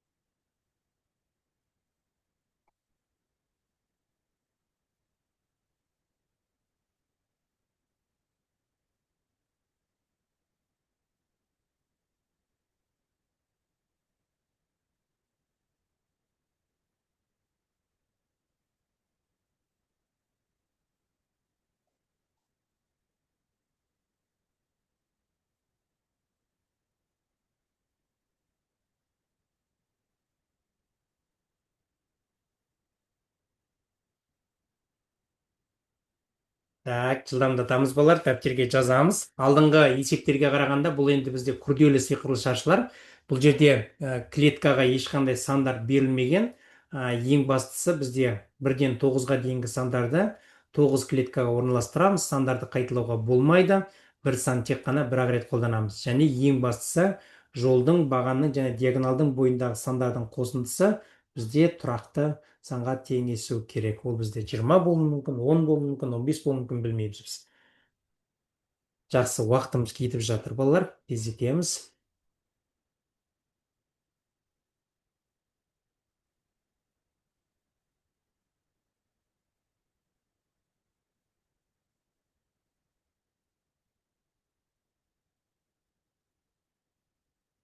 Ыдысыңызда қандай наклейка деп жіберіп жатыр балалар. Сыртына жапсырып тастаған ғой наклейканы. Сіздерде де бар ма сондай үйлеріңізде ата анаңыздың немесе аға әпкелеріңіздің заттарының сыртынан наклейка жапсырып тастайтындар бар ма? Немесе қабырғаға, обойдың үстіне немесе қабырғаға, иә? Кішкентай бауырларыңыз болса жақсы түсінесіздер. Даже ұйықтап жатқанда сіздердің беттеріңізге жапсырып тастауы мүмкін наклейканы. Жақсы. Так, кетіп жатыр. Мен сіздерге қазір давайте былай жасайын. Өте оңай тәсілді көрсетемін. Мына тапсырманы бізде көп жағдайда бірінші рет шығарған кезде 15 минут, 20 минут уақыт жоғалтуыңыз мүмкін. Қазір мен сіздерге осыған ұқсас есептерді бар болғаны 30 секундта, 20 секундта шығара салуға болатын тиімді тәсілді толығымен түсіндіремін. Жақсы, дайын болсаңыздар қараңыздар, иә? Так, мұқият боламыз. Ручка дәптерді тастаймыз. Экран қараймыз. 1, 2, 3. Давайте, 1, 2, 3. Тастаймыз қолымыздағы дәптер ручканы. Ага. Тамақ жеп отырған, алма жеп отырған балалар тастаймыз тезірек. Жақсы. Так, өте оңай тәсіл, біз былай жасаймыз. Мына жерге қосымша сиқырлы шаршы жазамыз. Дәптерге ештеңе жазбаймыз балалар. Мұқият қараңыздар. Мұнда бір қосымша шаршы. Мұнда бір қосымша шаршы. Мұнда бір қосымша шаршы. Және сәйкесінше мына жерге бір қосымша шаршы жазамыз. Енді сандарды орналастырамыз. Бізде берілгені 1-ден 9-ға дейін сандар, иә? Мұнда бізде 1, 2, 3 диагоналдың бойымен жазамыз осындай форматта. Келесі 4-ті біз мына диагоналдан бастаймыз. 4, 5, 6. Келесі 7, 8, 9. Байқадыңыздар ма, бұлай диагоналдың бойымен көлбеу кетіп жатыр біз есебіміз. Так, онда біз қазір осыларды қалай жасаймыз? Сиқырлы шаршының сыртына, ішіне жалпы бізде 4 санымыз қосылды. Не, сиқырлы шаршымыз мынау, иә? Осының ішінде бізде 4 сан қосылды. Орнына қойылды. Ол бізде 2, 6, 5, 4, 8. Қалған 4 сан бізде сыртында қалып қойды. Қазір есік қағып жатыр. Кіреміз бе жоқ па сиқырлы шаршыға деп. Онда біз былай жасаймыз. Мына 1 деген санды сызып тастаймыз. Оны мына өзінің алдындағы бос клеткаға емес, мына жерге емес. Қарама қарсы жатқан клеткаға лақтырамыз мына жерге 1-ді. Құлағынан ұстаймыз, лақтырамыз 1-ді. Так, 9-ды сызып тастаймыз. Оны қарама қарсы жатқан өзінің клеткасын лақтырып жібереміз. 7-ні сызып тастаймыз, өзінің жанындағы клеткаға емес, қарама қарсы жағын лақтырамыз. 3-ті сызып тастаймыз, мына жерге лақтырамыз. Сонда біз енді тексеріп көреміз. Есебіміз дұрыс шықты ма, жоқ па деген сұраққа жауап беріп көрейік. Онда мына бірінші бағандағы үшеуінің қосындысын қарайтын болсақ, 2, 7, 6, 15-ке тең. Келесі 9, 5, 1, 15, 4, 3, 8, 15. Сонда 3 жолымыз дұрыс екен. Енді біз 3 бағанды тексеріп көрейік. 2, 9, 4, 15, 7, 5, 3, 15, 6, 1, 7, 8, 15. 3 бағанымыз дұрыс. Енді 2 диагоналдың бойын тексерейік. 2, 5, 8, 15 шығады. 6, 5, 4, 15 шығады. Болды. Есебіміз дұрыс. Ешқандай қателік жоқ. Онда шаршымыз бізде орындалды. Яғни жолдың бойында, бағанның бойында және диагоналдың бойындағы сандардың қосындысы барлық жағдайда 15-ке тең болып тұр. Яғни бірдей санға тең болып жатыр. Сондықтан бәрі шықты. Так, кімге түсінікті болды? 1-ден плюс қоямыз. Және егер нақты түсінікті болса, лайк басып кетуді ұмытпаймыз. Және каналға тіркелеміз. Тезірек балалар. Жылдам. Жақсы. Көрдім. Өте жақсы. Дәптерге жазып аламыз толығымен, иә? Міндетті түрде жазамыз. Так, келесі тапсырманы өзіміз шығарамыз балалар. Өзіміз шығарамыз. Мына жақты мен міндетті түрде өшірейін. Келесі номер 7-ші тапсырма бізде. Так, жол, баған және диагонал бойындағы 3 санның қосындысы тең болатындай етіп 10, 20, 30, 40, 50, 60, 70, 80, 90 сандарын 3-те 3 шаршы бойындағы бос клеткаға орналастыр және қосындысы тең болсын дейді. Уақыт кетті. Мен бұған да бар болған 4-5 минут уақыт беремін. Дәптерге жазамыз, шығарамыз және сиқырлы санды чатқа жібереміз және қандай сандарды қалай орналастырдық, мына жолдың бойымен жазып жіберсеңіздер болады. Уақыт кетті. Так, мүмкіндік сіздерге беріледі.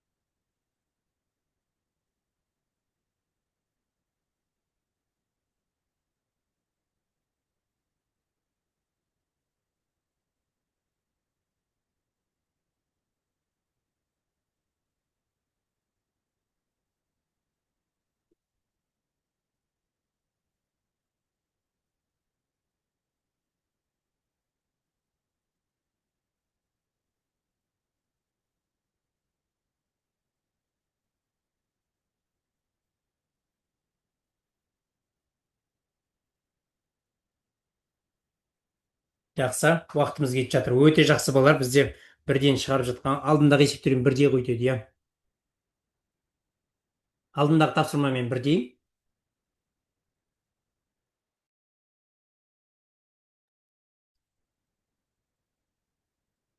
Дұрыс.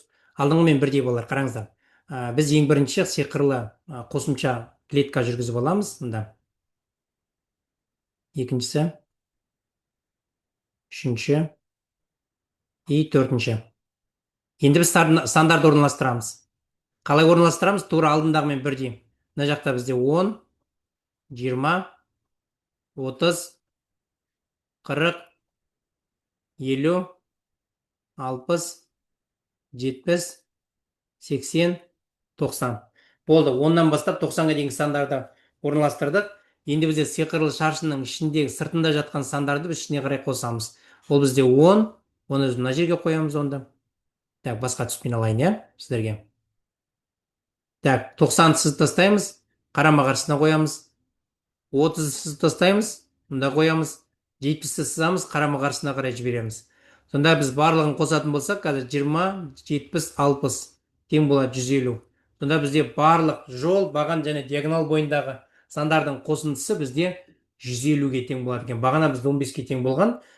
Өте жақсы, дұрыс айтасыздар. Бізде комментарий бөлімі жазып жатыр. Бағанағы сандардың алдына 0 қоя салсақ болады ғой дейді. Тамаша, болады.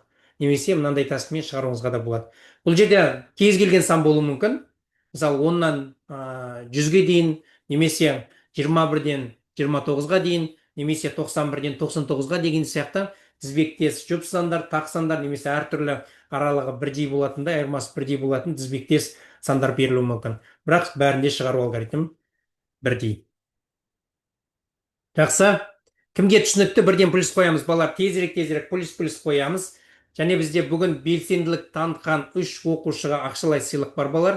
Ол біріншіден есеп шығару керек дәптерге жазып, және жауабын комментарий бөліміне белсенді түрде жіберуіміз керек, және кері байланыс жасауымыз керек. Ең бастысы лайк басамыз, комментарий бөліміне және каналға тіркелеміз. Ең маңызды шарттар. Және ең соңғы маңызды шарт, бізде осы тікелей эфирді мына поделиться деген кнопкасы бар бізде астында. Сонымен WhatsApp топтарға міндетті түрде бөлісуіміз керек. Қанша WhatsApp тобыңыздар, соншалықты топқа бөлісуге болады. Ол сіздің ұпайыңызды жоғарылатуға көмектеседі. Жақсы, кеттік онда. Бәріңізге түсінікті болған сияқты, келесі тапсырма. Так. Бірден түзудің бойындағы 3 санның қосындысы 15-ке тең болатындай, бірден 9-ға дейінгі цифрларды дөңгелектерге орналастыр дейді. Бұған да мен 4-5 минут уақыт берейін. Бірінші шығарып көреміз. Есептің маңызды шарты бойынша бізде мына 3 санның қосындысы 15, мына 3 санның қосындысы 15, мына 15, мына 15. Сонда әрбір жолдың бойындағы 3 санның қосындысы 15 болатындай, бірден 9-ға дейінгі сандарды орналастырамыз. 1, 2, 3, 4, 5, 6, 7, 8, 9. Сонда бірден 9-ға дейін сан, 0 жоқ бізде. Уақыт кетті. Дәптерге жазамыз, шығарамыз, және ең бастысы бізге мына ортада қандай сан болатынын жазсақ болды, жеткілікті. Ортадағы санды тапсақ, қалғанын табу қиын емес. Уақыт кетіп жатыр, балалар. Жылдамдатамыз.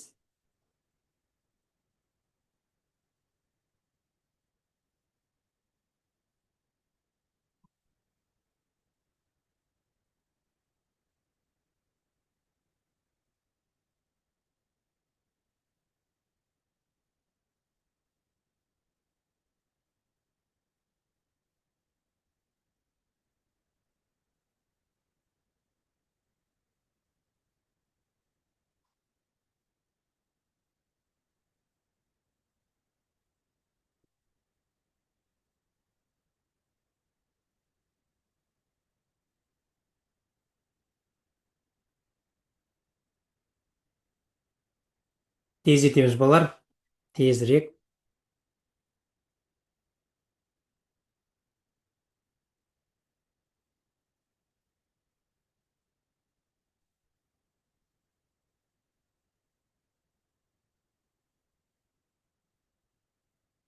Өте оңай, дұрыс айтасыздар. Мынаны біз бірден шығара салайық. Ортадағы санды табу үшін бізге мына жақтағы берілген сандарды пайдаланамыз. Ең біріншісі біз ортада қандай санды қоямыз? Әрине бізде ортада тұрған 5-ті қоямыз. Мұнда 5 болады. Енді екі жақ шетіндегі сандардың қосындысы бізде 10-ға тең болады. Онда бізде 4 пен 6 мұнда жазамыз. 3 пен 7-нің қосындысы бізде 10-ға тең. Онда мына жерге 3 пен 7 жазылады.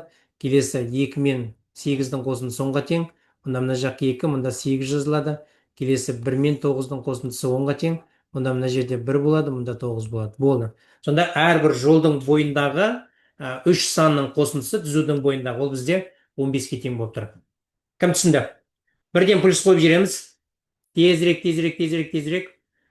Тамаша, тамаша. Ага.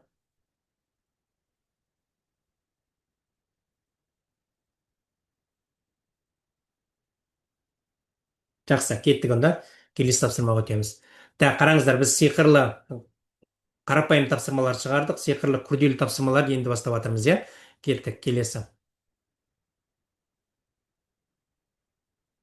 Жол және баған диагонал бойындағы сандардың қосындысы тең болатын етіп, 1-ден 16-ға дейінгі сандарды 4-4 болатын бос клеткаға орналастырамыз, және әрбір жолдың бойындағы бағанның бойындағы сандардың қосындысы бірдей болатындай. Уақыт кетті.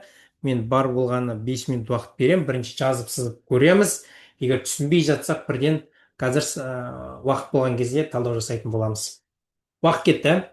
Біз 3-те 3 болған кезде көрсеттім. Ал 5-те 5 болғанда қалай жасаймыз? Шығарып көріңіздер. Уақыт кетіп жатыр. Мұқият болыңыздар.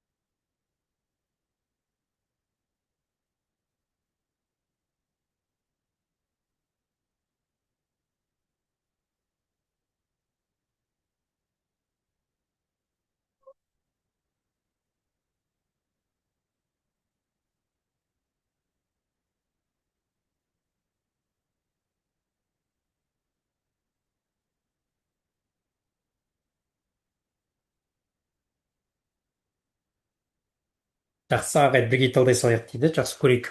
Балалар, қараңыздар. Онда бірге талдасақ талдайық. Бұл енді сіздерге сәл күрделі болып кетуі мүмкін. Сондықтан қазір мен толық шешу тәсілін көрсетемін. Мұқият болыңыздар, иә? Бізде ең бірінші 1-ден 16-ға дейінгі сандар жазып аламыз. 1, 2, 3, 4, 5, 6, 7, 8, 9, 10, 11, 12, 13, 14, 15, 16. Енді қараңыздар, бізде 1-ден 16-ға дейінгі сандарды жаздық. Енді қалай толтырамыз? Енді ең бастысы бізге не істеу керек? Орындарына бізде негізгі сандардың орнын ауыстырамыз. Енді бұл жерде мен қазір жазайын қозғалмайтын сандарды, иә? Тура орында қалатын сандарды мен клетканы бояймын. Қараңыздар. Мынау 4 төбесіндегі 4 сан бізде қозғалмайды.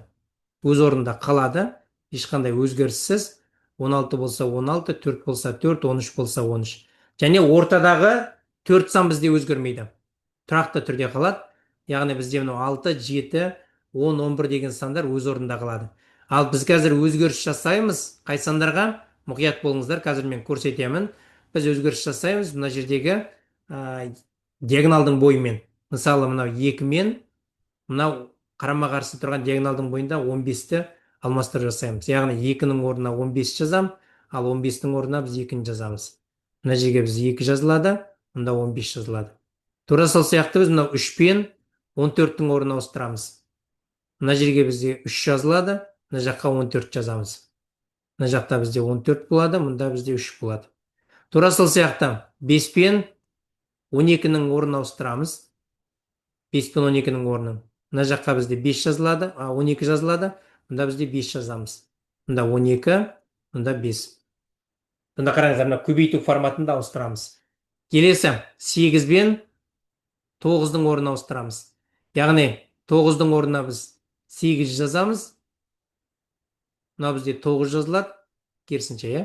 Мына жерге біз 8 жазамыз, мұнда біз 9 жазамыз. Енді біз тексеріп көреміз.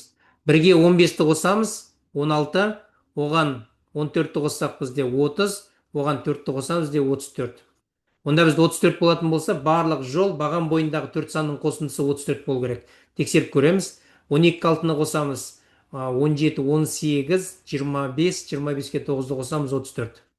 Келесі 8-ге 10-ды қосамыз 18, оған 11-ді қосамыз 29, оған 5-ті қосамыз 34. Келесі 13-ке 3-ті қосамыз 16, оған 2-ні қосамыз 17, 18, 18, 16-ны қосамыз бізде 34 болады. Сонда 4 жолдың бойындағы 4 санның қосындысы бізде 34-ке тең болып тұр. Енді біз бағанның бойын тексереміз. Шынымен сондай жауап шыға ма, жоқ па деген сұраққа жауап беру үшін. 1-ге 12, 8, 13. 8-ге 12-ні қоссақ бізде 20, 1-ге 13-ті қоссақ 14. Онда бізде қанша болады? Бізде 34 шығады мына жолдан. Так, келесі 15, 16, 15, 6, 13. Барлығын қосатын болсақ 21, 31, оған 3-ті қоссам бізде 34. Так, келесі екінші баған 4, 14, 7, бізде 21, 21-ге 11, 32, оған 2-ні қоссамыз 34. 4, 16, 30, 5-ке 9-ды қоссақ 14, 20, мына бізде 34-ке тең болады. Сонда жолдың бойында және бағанның бойындағы сандардың қосындысы бізде 34 болып тұр. Енді біз диагоналдың бойын тексерсек, егер 34 шығатын болса да дұрыс. 4-ке 7-ні қосамыз бізде 11, оған 10-ды қосамыз 21, 21-ге 13-ті қосамыз 34. Бірінші диагонал шығып тұр. Екінші диагонал. 1-ге 7-ні 6-ны қосамыз 7, 7-ге 11-ді қосамыз 18, 18-ге 16-ны қосамыз бізде 34-ке тең. Болды, қосынды бізде 34-ке тең болып тұр. Сонда бізде жолдың бойында, бағанның бойындағы сандардың қосындысы 34. Егер бізде 4-те 4, 16 клеткадан тұратын сиқырлы шаршы берілетін болса, күрделі, онда біз тура осындай тәсілмен шығарамыз. Жақсы, кімге түсінікті бірден плюс қоямыз. Тезірек балалар. Жылдамдатамыз. Жақсы. Егер түсінікті болса, міндетті түрде бірден комментарий бөліміне плюс қойып жіберуді ұмытпаңыздар.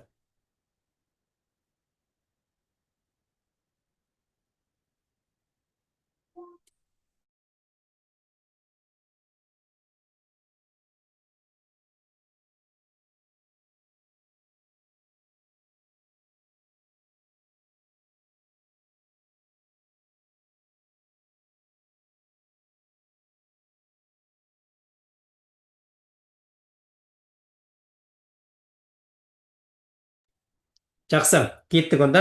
Келесі тапсырмаға өтеміз. Балалар, барлығымызға түсінікті, иә? Өте оңай негізі. Осыған ұқсас тапсырмаларды өздеріңіз қолдан жасап шығара берсеңіздер болады. Бірден 16-ға дейін келесі, 17-тен келесі, 32-ге дейін деген сияқты сандарды алып, тура осы тәсілмен шығара беруге болады. Жақсы, кеттік онда. Келесі. Так, келесі тапсырманы давайте былай жасайық. Бұл тапсырмаға да мен 5 минутке уақыт берем. Уақыт кетті. Бізге күрделі сиқырлы шаршылар берілген. Бірден бастап 25-ке дейінгі сандарды 25 клеткалы клеткаға орналастырамыз. Дәптерге жазамыз. Міндетті түрде ауызша шықпайды бұл. Және әрбір баған, жол және диагоналдың бойындағы 5 санның қосындысы бірдей санға тең болу керек. Және балалар, тағы да ескерте кетеміз. Енді қосылып жатқан балалар бар екен бізде. Біз бүгін сиқырлы шаршылар, үшбұрыштарға байланысты тақырыппен жұмыс жасап жатырмыз. Жаңадан қосылған болсаңыз, тезірек дәптер ручканы қолымызға аламыз. Каналға тіркелеміз, подписация басамыз, және лайк басып кетуді ұмытпаймыз. Қандай да бір сұрақтарыңыз болса, тікелей комментарий бөліміне жаза беруге болады. Уақыт кетіп жатыр балалар. Кеттік. Тездетеміз.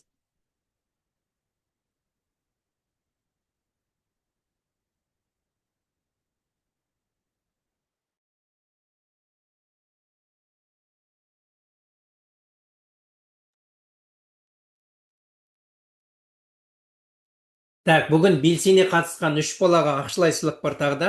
Оны мен талдамаймын, басқа администраторлар таңдамайды, бізде YouTube өзі тікелей шығарып береді. Анда қарайтын болсаңыздар, рейтинг уже жасап қойды. 1-ші орын, 2-ші орын, 3-ші орын. Ол бізде өзгереді. Қандай жағдайда?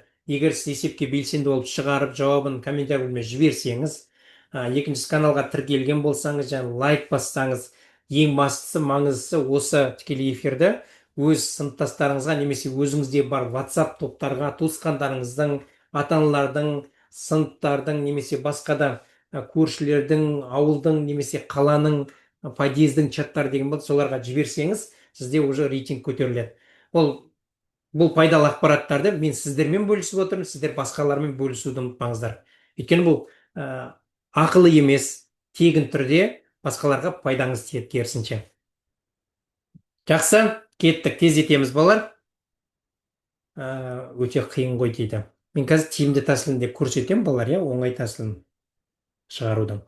Сондықтан бірінші өздеріңіз жазып көріңіздер, сосын барып талдау жасап көреміз.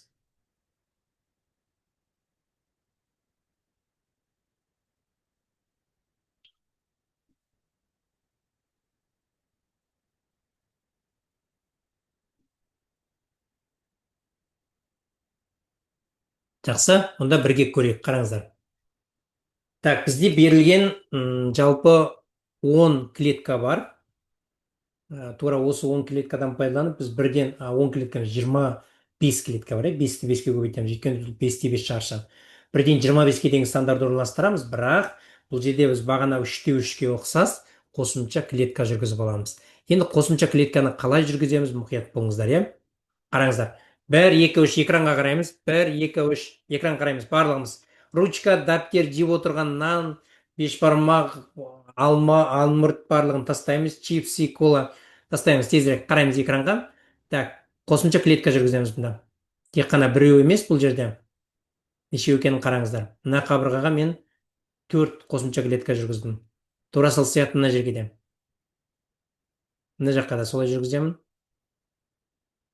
Так, былай жасайық. Сіздерге сәл сыйымды болатындай көрсетейік мұнда. Қосымша клетка. Үлкендеу сызайық. Өйткені қазір сандар жазған кезде сіздерге түсінікті болатындай. Так, ары қарай. Астына да тура сондай қосымша клетка жүргіземіз. Үстіне де тура солай. Мұқият болыңыздар. Қосымша клетканы біз қалай жүргізіп жатқанымызда мұқият қараңыздар, Біз 5 салдық қосымша клеткадан. Тура сол сияқты мұнда да. Және мына жерге де. Енді біз сандарды қалай орналастырамыз? Тура бағана біз 3-те 3 болғанда қалай орналастырдық? Тура солай сандарды диагоналдың бойымен жазамыз. Так, мұқият қараңыздар. Так, қараңыздар. Мына жақтан бастаймыз. 1, 2, 3, 4, 5. Не, осы диагоналдың бойымен кетіп отырады енді. Келесі. Ары қарай. Неден бастаймыз бізде? 6. Мына жерден басталады. Диагоналдың бойымен жазамыз.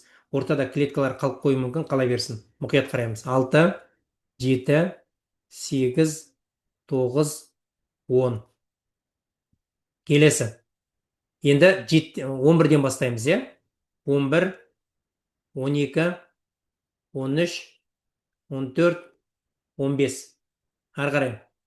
16, 17, 18, 19, 20. Ары қарай. 21, 22, 23, 24, 25.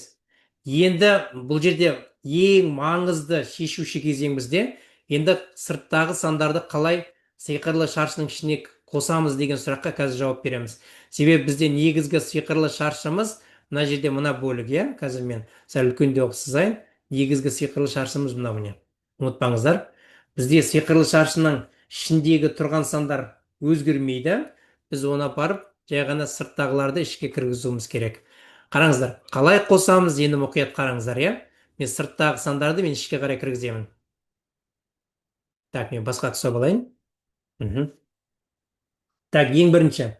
Мына 25 деген санды біз қайда қосамыз? 25 деген санды өзінің қарама-қарсысына келіп қосамыз. Жанында көршісіне емес, 25-ті біз 7 мен 13-тің арасына қоямыз. Яғни 25-ті тастаймын, не қарама-қарсы мына жерге келетіне.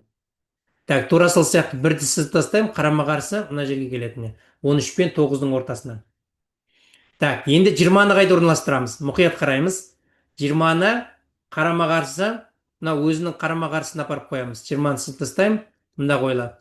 2-ні сызып тастаймыз, ол бізде 15 пен 19-дың ортасына қойылады. 2. Так, келесі 24-ті сызып тастаймыз, мына жерге. 6-ны сызамыз, қарама қарсы екінші жақ бөлігіне қойылады. 6. Так, сол сияқты біз 5-ті сызып тастаймыз, қайда қоямыз? 5-ті қарама қарсы клеткасына қоямыз, 21-ді де қарама қарсы клеткасына қойылады. Так, сол сияқты бізде 4 қарама қарсы клеткаға қоямыз, 16-ны да қарама қарсы клеткаға қоямыз, өзінің қарама қарсы тұрған клеткасына. Мында 16. Келесі 10-ды біз қарама қарсы мына клеткаға қоямыз, 22-ні қарама қарсы мына клеткаға қоямыз. Енді біз есептеп көреміз. Шынымен дұрыс па, жоқ па деген сұраққа жауап береміз қазір. Мұқият болыңыздар, қазір есептеп көреміз. 3, 16, 9, 22, 15. Бізде осы 5 санның қосындысын есептеу керек, қаншаға тең болатын.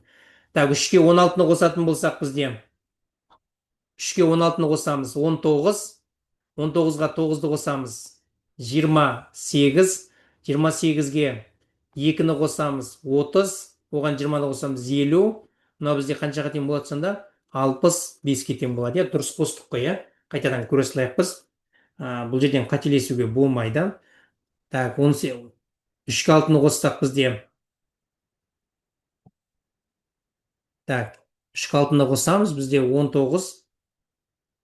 19-ға қосамыз 9-да 28, оған қосамыз 22-ні, оған қосамыз 15-ті. Сонда біз 65 дұрыс екен.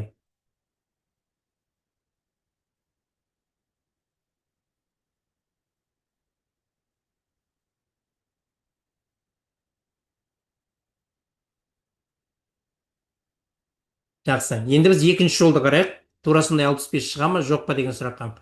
Так, 28, 21, мынау бізде 41, 49, 53. Так, мына жерде 53. Мұқият қосамыз. 28, оған 21-ді қоссақ бізде 49, 53, 63, 2-ні қосамыз, бізде 65 шығып тұр. Так, 7, 25, 13, 1, 19 қосамыз, 5-еуін 65 шығады, өте жақсы, 65. Келесі, 4-ші жолға байланысты 24, 12, 5, 18, 6. Қосамыз барлығын.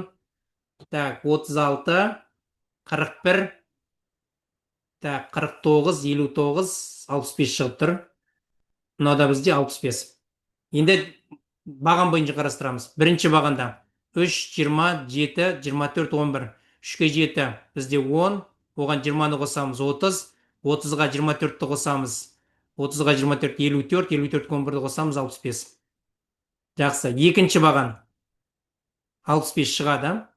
Үшінші баған 9, 21, 30, 43, 48, 17-ні қосамыз 65. Так, 22, 14, 1, 18, 10, 5-еуін қоссақ бізде 65 шығады. 15, 2, 19, 6, 23. Так, 15, 2, так, 65 шығып тұр. Келесі диагоналдың бойын қарастырамыз. 3, 8, 13, 18, 23. Барлығын қосамыз. Қазір 26, 60, 65 шығып тұр. 65. Келесі екінші диагоналды қарастырамыз. Ол да бізде 65-ке тең болады. Сонда бізде 5-те 5 болатын сиқырлы шаршыда қосындысының мәні барлығы сиқырлы санымыз 65, ал диагоналдың бойындағы сандардың барлығының қосындысы шығып тұр. Жол баған диагоналдың бойында. Ең бастысы шешу алгоритмін кім түсінді? Давайте плюс қойып жүреміз, түсінікті болса. Бұл күрделі түрлерінің бірі.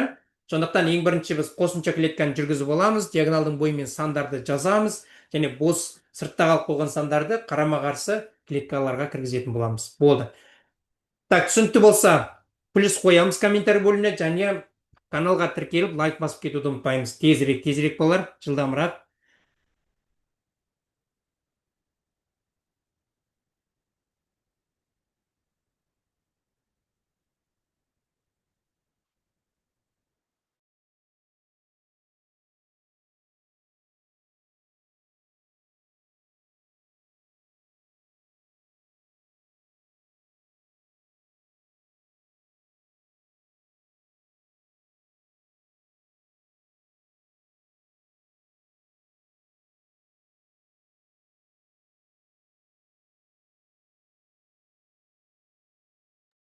Жақсы, өте жақсы балалар.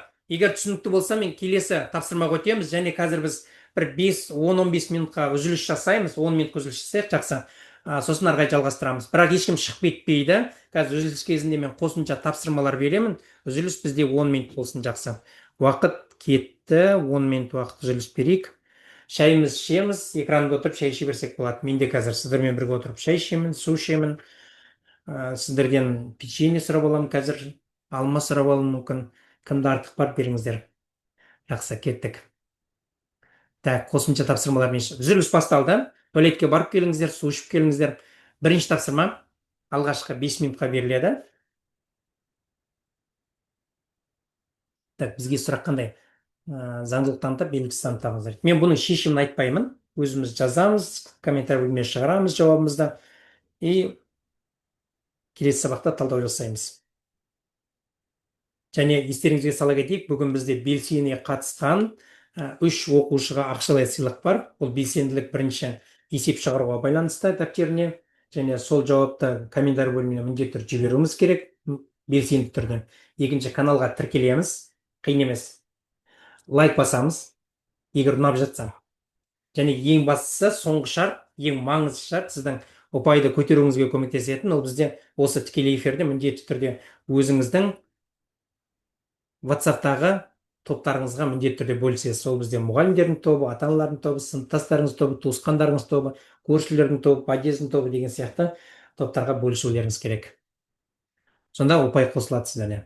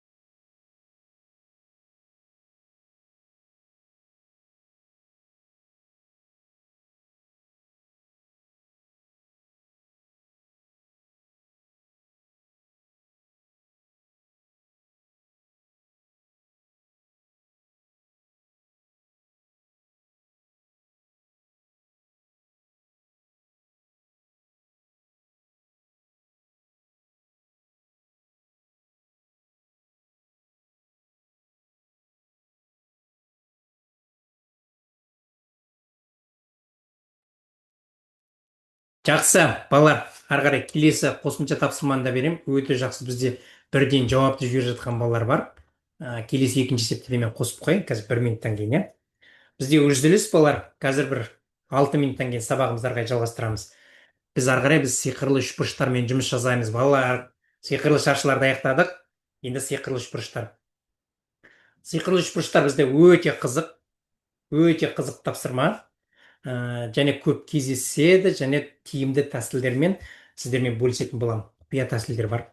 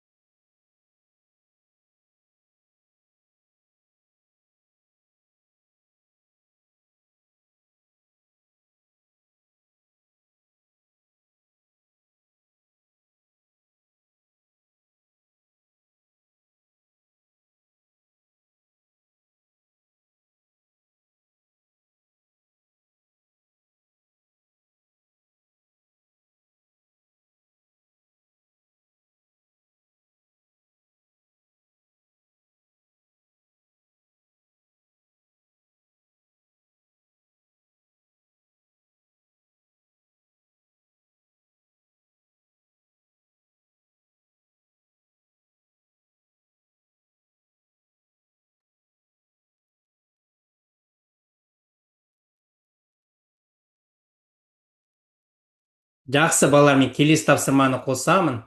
Давайте. Келесі 5 минут тезірек жауапты жіберіп жібереміз.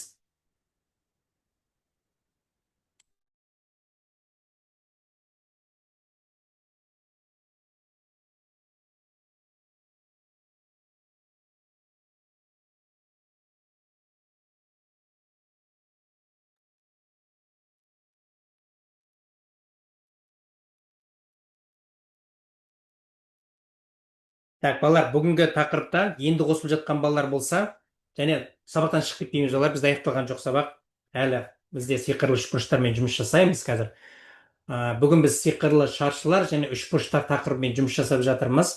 Егер сиқырлы шаршылар тақырыбы түсінікті болса, лайк басамыз, комментарий бөліміне міндетті жазып жіберіңіздер. Және мына тапсырманы міндетті түрде шешімін тауып, белгісіз үкінің биіктігін жіберіп жіберіңіздер, қаншаға тең болатынын. Бұл енді негізі комментарий бөліміне жазамыз, сосын тексереміз. Қазір енді көріп жатырмын, көбіміз дұрыс жіберіп жатқан балалар бар, қателескен балалар бар, сондықтан барынша дұрыс жауап жіберуге тырысыңыздар. Және ең бастысы, бүгін жалпы бастау олимпиадасына байланысты бір айлық тегін дайындық жұмыстары бойынша арнайы бізде WhatsApp топ бар. Оған қосылу үшін мына жердегі WhatsAppты көрдіңіздер ғой.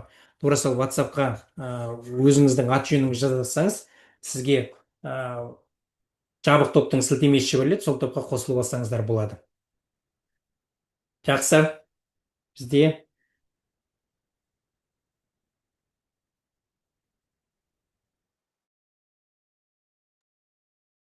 бізде енді тақырыптың күрделі, оңай күрделілігіне байланысты кейде ұзақ уақыт болып кетуі мүмкін. Сабағымыз 2 сағат, 1,5-2 сағат мөлшерінде, иә. Бірақ арасында осындай үзіліс жасаймыз әрине. Қазір 3 минуттан кейін ары қарай сабағымызды жалғастырамыз.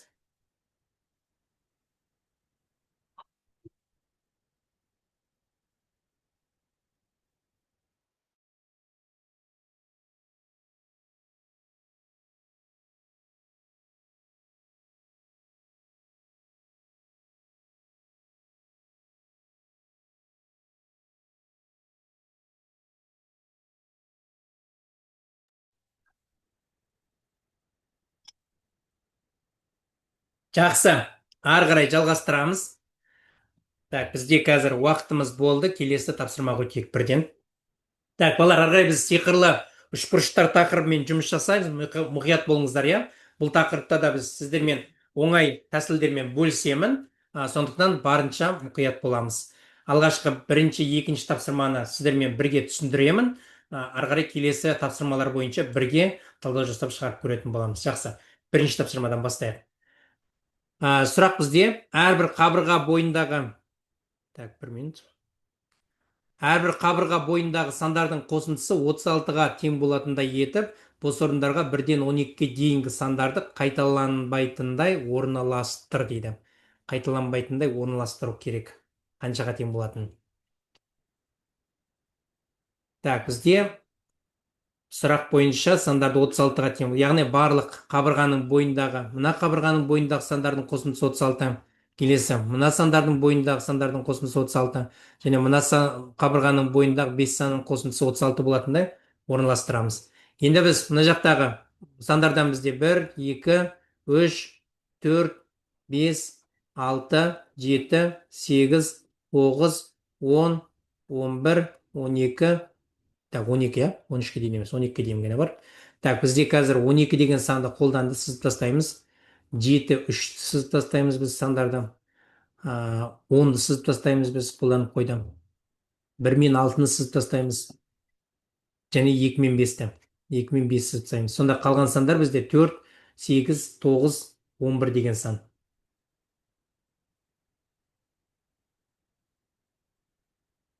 Так, ең бірінші біз мынау оң жақтағы қабырғадан бастайық, иә. 12-ге 7-ге 3-ті қосатын болсақ бізде 10, оған 12-ні қосатын болсақ 22, 22-ге 10-ды қосамыз бізде 32. 32.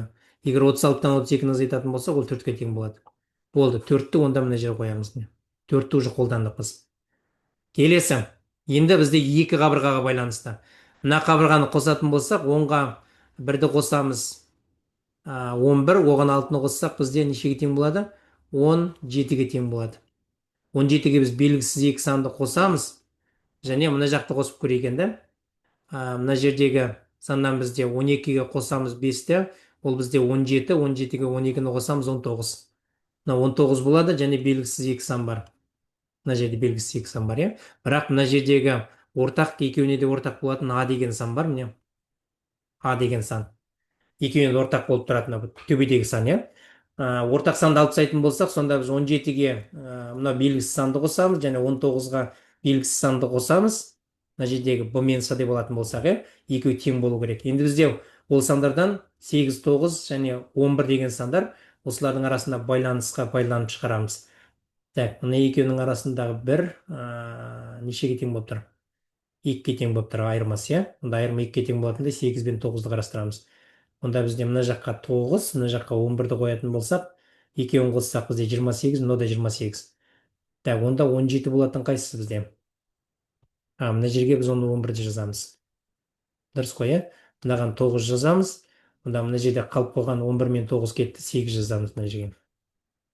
Так, мынау бізде 11 болады. Мынау 9 болады. Мынау бізде 8-ге тең. Мынау да 8-ге тең. Так, 17-ге 11-ді қоссақ 28. 28-ге 8-ді қосамыз 36. 19-ға 9-ды қосамыз 28. Оған 8-ді қосамыз 36. Болды, шығып тұр екен. Болды. Яғни бұл жерде әрбір қабырғаның бойындағы сандардың қосындысы тең болатындай орналастырамыз, ең бастысы.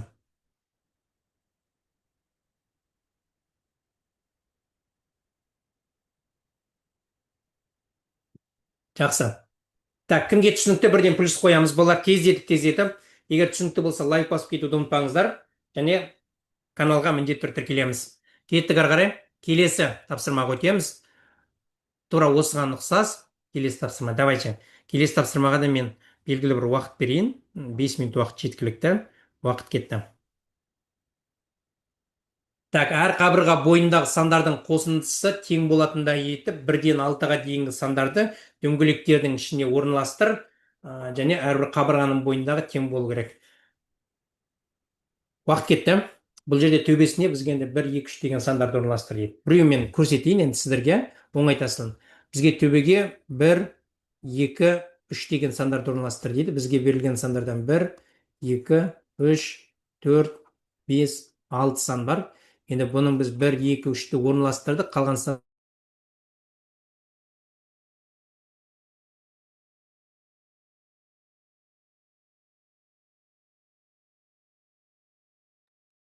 Жақсы. Енді бізде қалған сандарды 4, 5-ті қалай орналастырамыз, е? Белгілі бір заңдылық бойынша. Қарайық. Ең басты есептің шарты қандай еді бізде? 3 қабырғаның бойындағы сандардың қосындысы тең болатындай орналастыруымыз керек. Онда мына екеуін қосатын болсақ, қазір ол бізде 5-ке тең. Келесі мына 2 санды қосамыз, ол бізде 3-ке тең. Келесі 2 санды қосамыз, ол бізде 4-ке тең.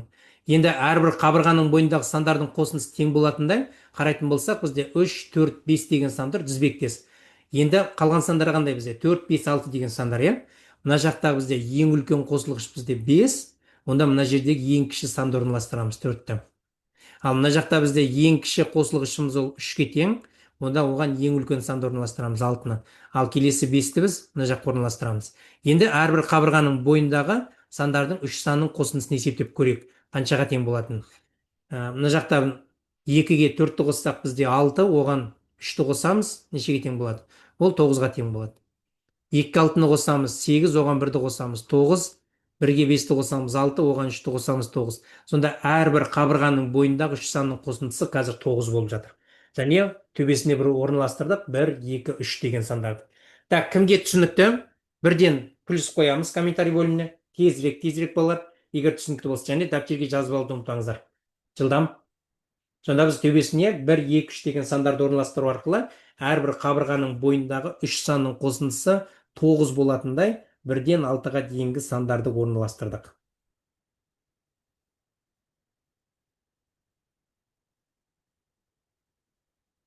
Жақсы.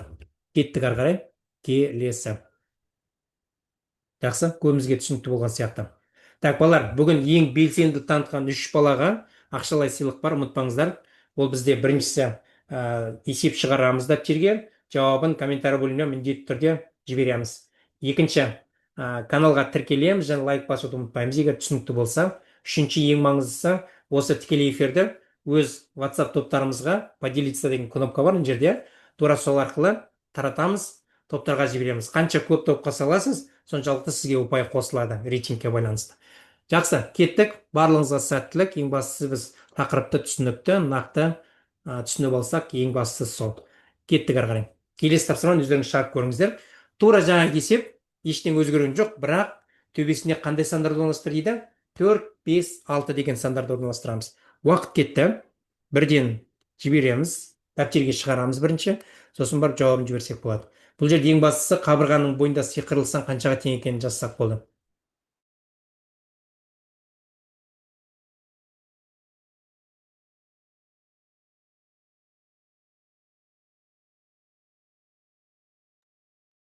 Жақсы, бізге енді сұрақ қандай? Төбесіне 4, 5, 6 деген сандарды орналастырып, теңдік орындауымыз керек. Уақыт кетті. Так, балалар, берілген уақытта мен енді сіздерге кедергі жасамаймын, сөйлемеймін. Сондықтан жылдамырақ есептің жауабын жазып, дәптерге шығарамыз.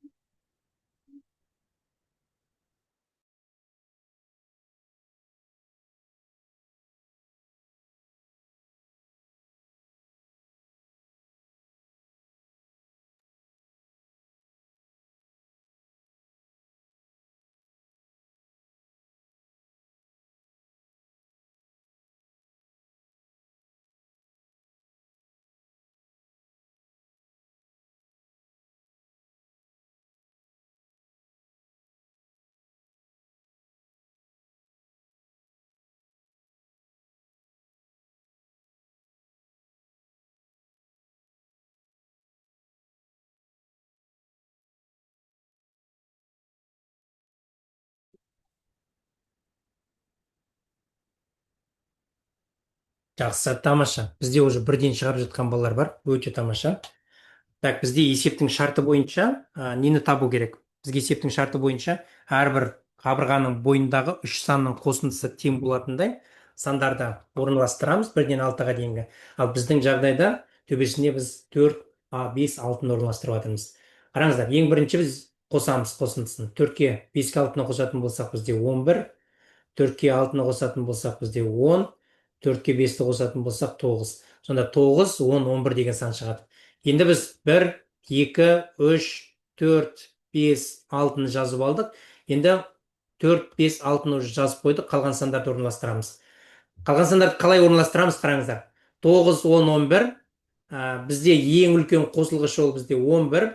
11-ге біз ең кіші санды әкеліп жазамыз, 1-ді. Келесі ең кіші қосылғыш ол бізде 9. Оған біз 3-ті апарып жазамыз. Ең үлкен санды жазамыз. Ортаға біз қайсыны қоямыз? Әрине, 2-ні қоямыз онда. Енді біз қосындысын есептеп көреміз. Әрбір қабырғаның бойындағы 3 санның қосындысы қаншаға тең болатын жеке-жеке есептейміз. 5-ке 6-ны қосамыз 11, оған 1-ді қосамыз 12. 5-ке 3-ті қосамыз 8, оған 4-ті қосамыз 12. 4-ке 6-ны қосамыз 10, 2-ні қосамыз 12. Болды. Әрбір қабырғаның бойындағы 3 санның қосындысы бізде қаншаға тең болып тұр? 12-ке тең болып тұр. Сонда бізде 1-ден 6-ға дейінгі сандарды 6 дөңгелекке орналастырамыз. Ең бастысы дөңгелек әрбір шеңбердің бойында қабырғаның ұзындығы, қабырғаның бойындағы 3 санның қосындысы бірдей санға тең болу керек қосындысы. Жақсы, кім түсінді, бірден плюс қойсын, қазір көрейік. Өте жақсы. Бізде балалар өте белсенді бүгін. Жақсы, көрініп тұр. Тамаққа тойып алғанымыз көрініп тұр бізде. Жақсы. Керемет. Дәптерге жазып алыңыздар, кім жазған жоқ. Кеттік ары қарай. Келесі тапсырмаға өтеміз. Мұқият болыңыздар. Келесі. Так, балалар, келесі тапсырмаға да мен нақты уақыт беріледі. Берілген уақытта жылдамырақ шығарамыз. Уақыт кетті. Так, бізге сұрақ, әр қабырға бойындағы сандардың қосындысы тең болатындай етіп, 1-ден 6-ға дейінгі сандар дөңгелектің ішіне орналастырып, төбесіне тақ сандарды қоюымыз керек. Бізде тақ сан, жұп сан деген бар, иә? Жалпы натурал сандар бізде тақ сан, жұп сан болып, жай сан, құрама сандар болып бөлінеді. Бізге тақ сан деген ол бізде 2-ке бөлінбейтін сандар. Енді бұл жерде біз 1, 2, 3, 4, 5, 6 сан берілген. осының ішінде төбесіне қойылатын сандар бізде тақ сандар. Ол тақ сандар бізде қайсысы? Білеміз, барлығымыз өте жақсы білеміз. Тақ сандар деп отырған бізде ол 1, 3, 5. Осыларды орналастырамыз және әрбір қабырғаның бойындағы үш санның қосындысы тең болатындай етіп орналастырамыз барлығын.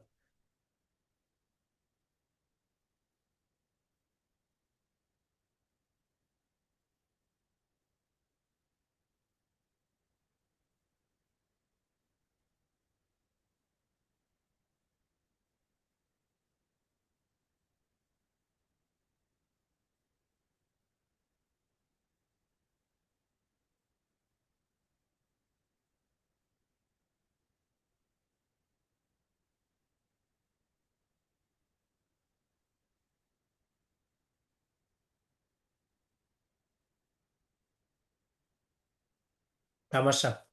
Бізде әртүрлі жауаптар келіп жатыр, бірақ негізінен барлығымыздікі дұрыс.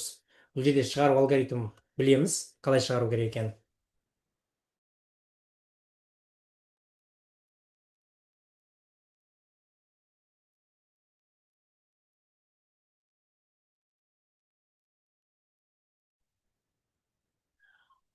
Так, бізде 1-ден 6-ға дейінгі сандарды орналастырамыз. Және төбесіне тақ сандарды қоямыз, иә? 1-ді, 3-ті, 5-ті. Енді қалған сандарды орналастырамыз.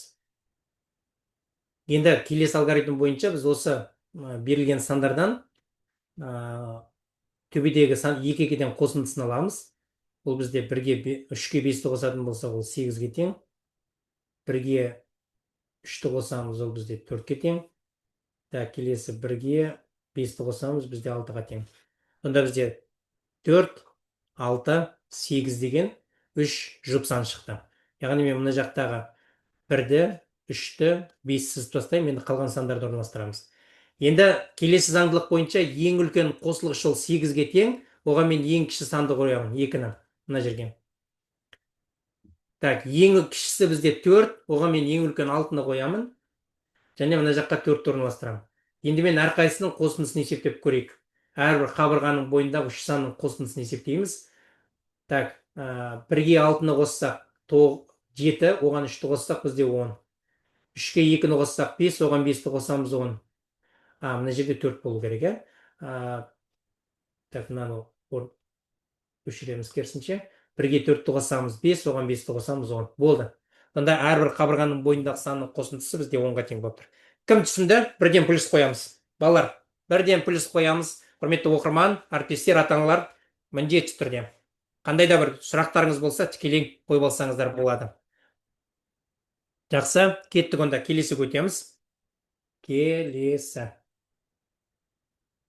Енді жұп сандарды орналастыру керек деді. Тура осы есеп, бірақ төбеген жұп сандарды қойып көреміз. Уақыт кетті. Так, берілетін уақыт тағы да 3-4 минут уақыт берем. Уақыт кетіп жатыр.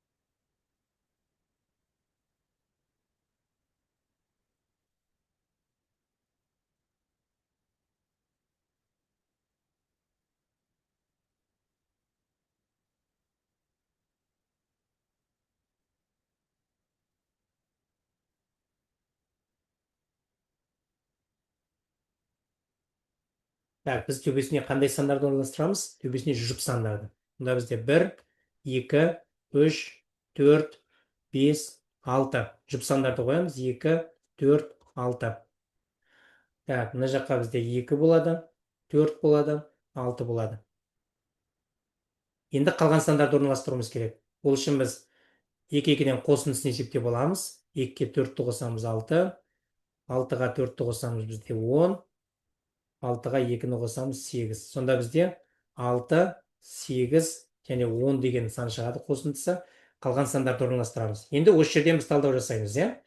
Ең үлкен қосылғыш жол бізде 10, оған біз ең кіші санды қоямыз 1-ді. Келесі ең кіші қосылғыш жол бізде 6, оған ең үлкен санды қоямыз 5. Ортадағы санға біз 3-ті қоямыз. Енді қосындысын есептеп көреміз әрқайсының. Әрбір қабырғаның бойындағы 3 санның қосындысын есептейміз. 2-ге 3-ті қосамыз 5, оған 6-ны қоссақ бізде нешеге тең болады? 11-ге тең болады. 2-ге 5-ті қосамыз 7, оған 4-ті қосамыз 11. 6-ға 1-ді қосамыз 7, оған 4-ті қосамыз 11. Болды. Барлық қабырғаның бойындағы сандардың қосындысы 11-ге тең болып тұр. Кеттік ары қарай. Келесі. Мынаны мен өшіремін. Барлығыңызға түсінікті ғой, балалар? Тезірек, кімге түсінікті, бірден плюс қойып жібереміз комментарий бөліміне. Тез балалар, түсінікті болса бірден лайк басамыз, каналға тіркелеміз, тезірек келесі тапсырмаға дайындаламыз. Жақсы. Рассылканы анау бөлісуден кнопканы басып, WhatsApp-тарға жіберсеңіздер болады. Өз WhatsApp-ыңыздағы топтарға. Өйткені бұл тақырып бізде өте маңызды тақырыптардың бірі, сондықтан басқаларға да пайдамыз тисін. Жақсы, кеттік ары қарай. Келесі тапсырмаға өтеміз. Барлығымызда түсінікті болған сияқты. Келесін өзіміз шығарамыз енді. Бізде сұрақ, әр қабырға бойындағы сандардың қосындысы тең болатындай етіп, 1-ден 9-ға дейінгі сандарды дөңгелектердің ішіне орналастыр дейді. Қалай орналастырамыз енді көреміз. Бізде 1, 2, 3, 4, 5, 6, 7, 8, 9. Берілетін уақыт толық 5 минут уақыт беремін. Сонда біз 9 санды 9 клеткаға орналастырамыз, және әрбір қабырғаның бойындағы 4 санның қосындысы бізде тең болу керек.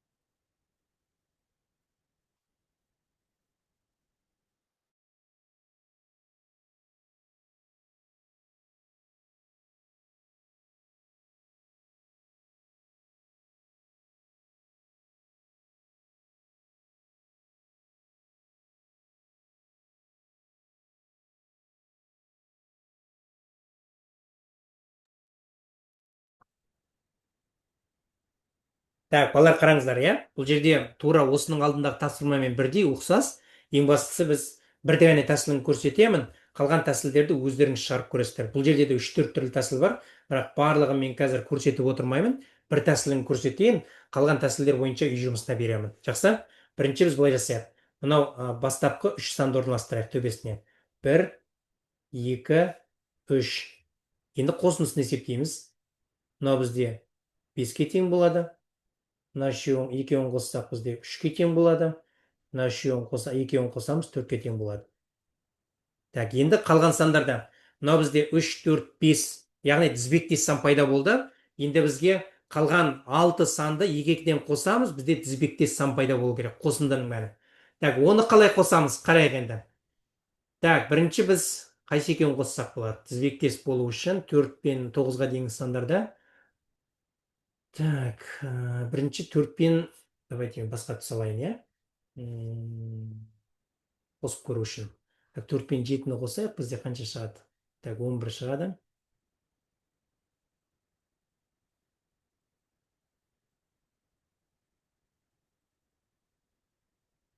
Так, 5-ке 8-ді қоссақ бізде 13. 6-ға 9-ды қосамыз 15. Бірақ тізбектес емес бұл, иә? Онда бұл жерде қателік бар бізде. Так, онда біз қайсы екеуін?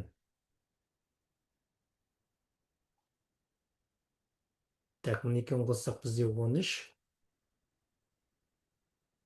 5-ке 9-ды қоссақ 14.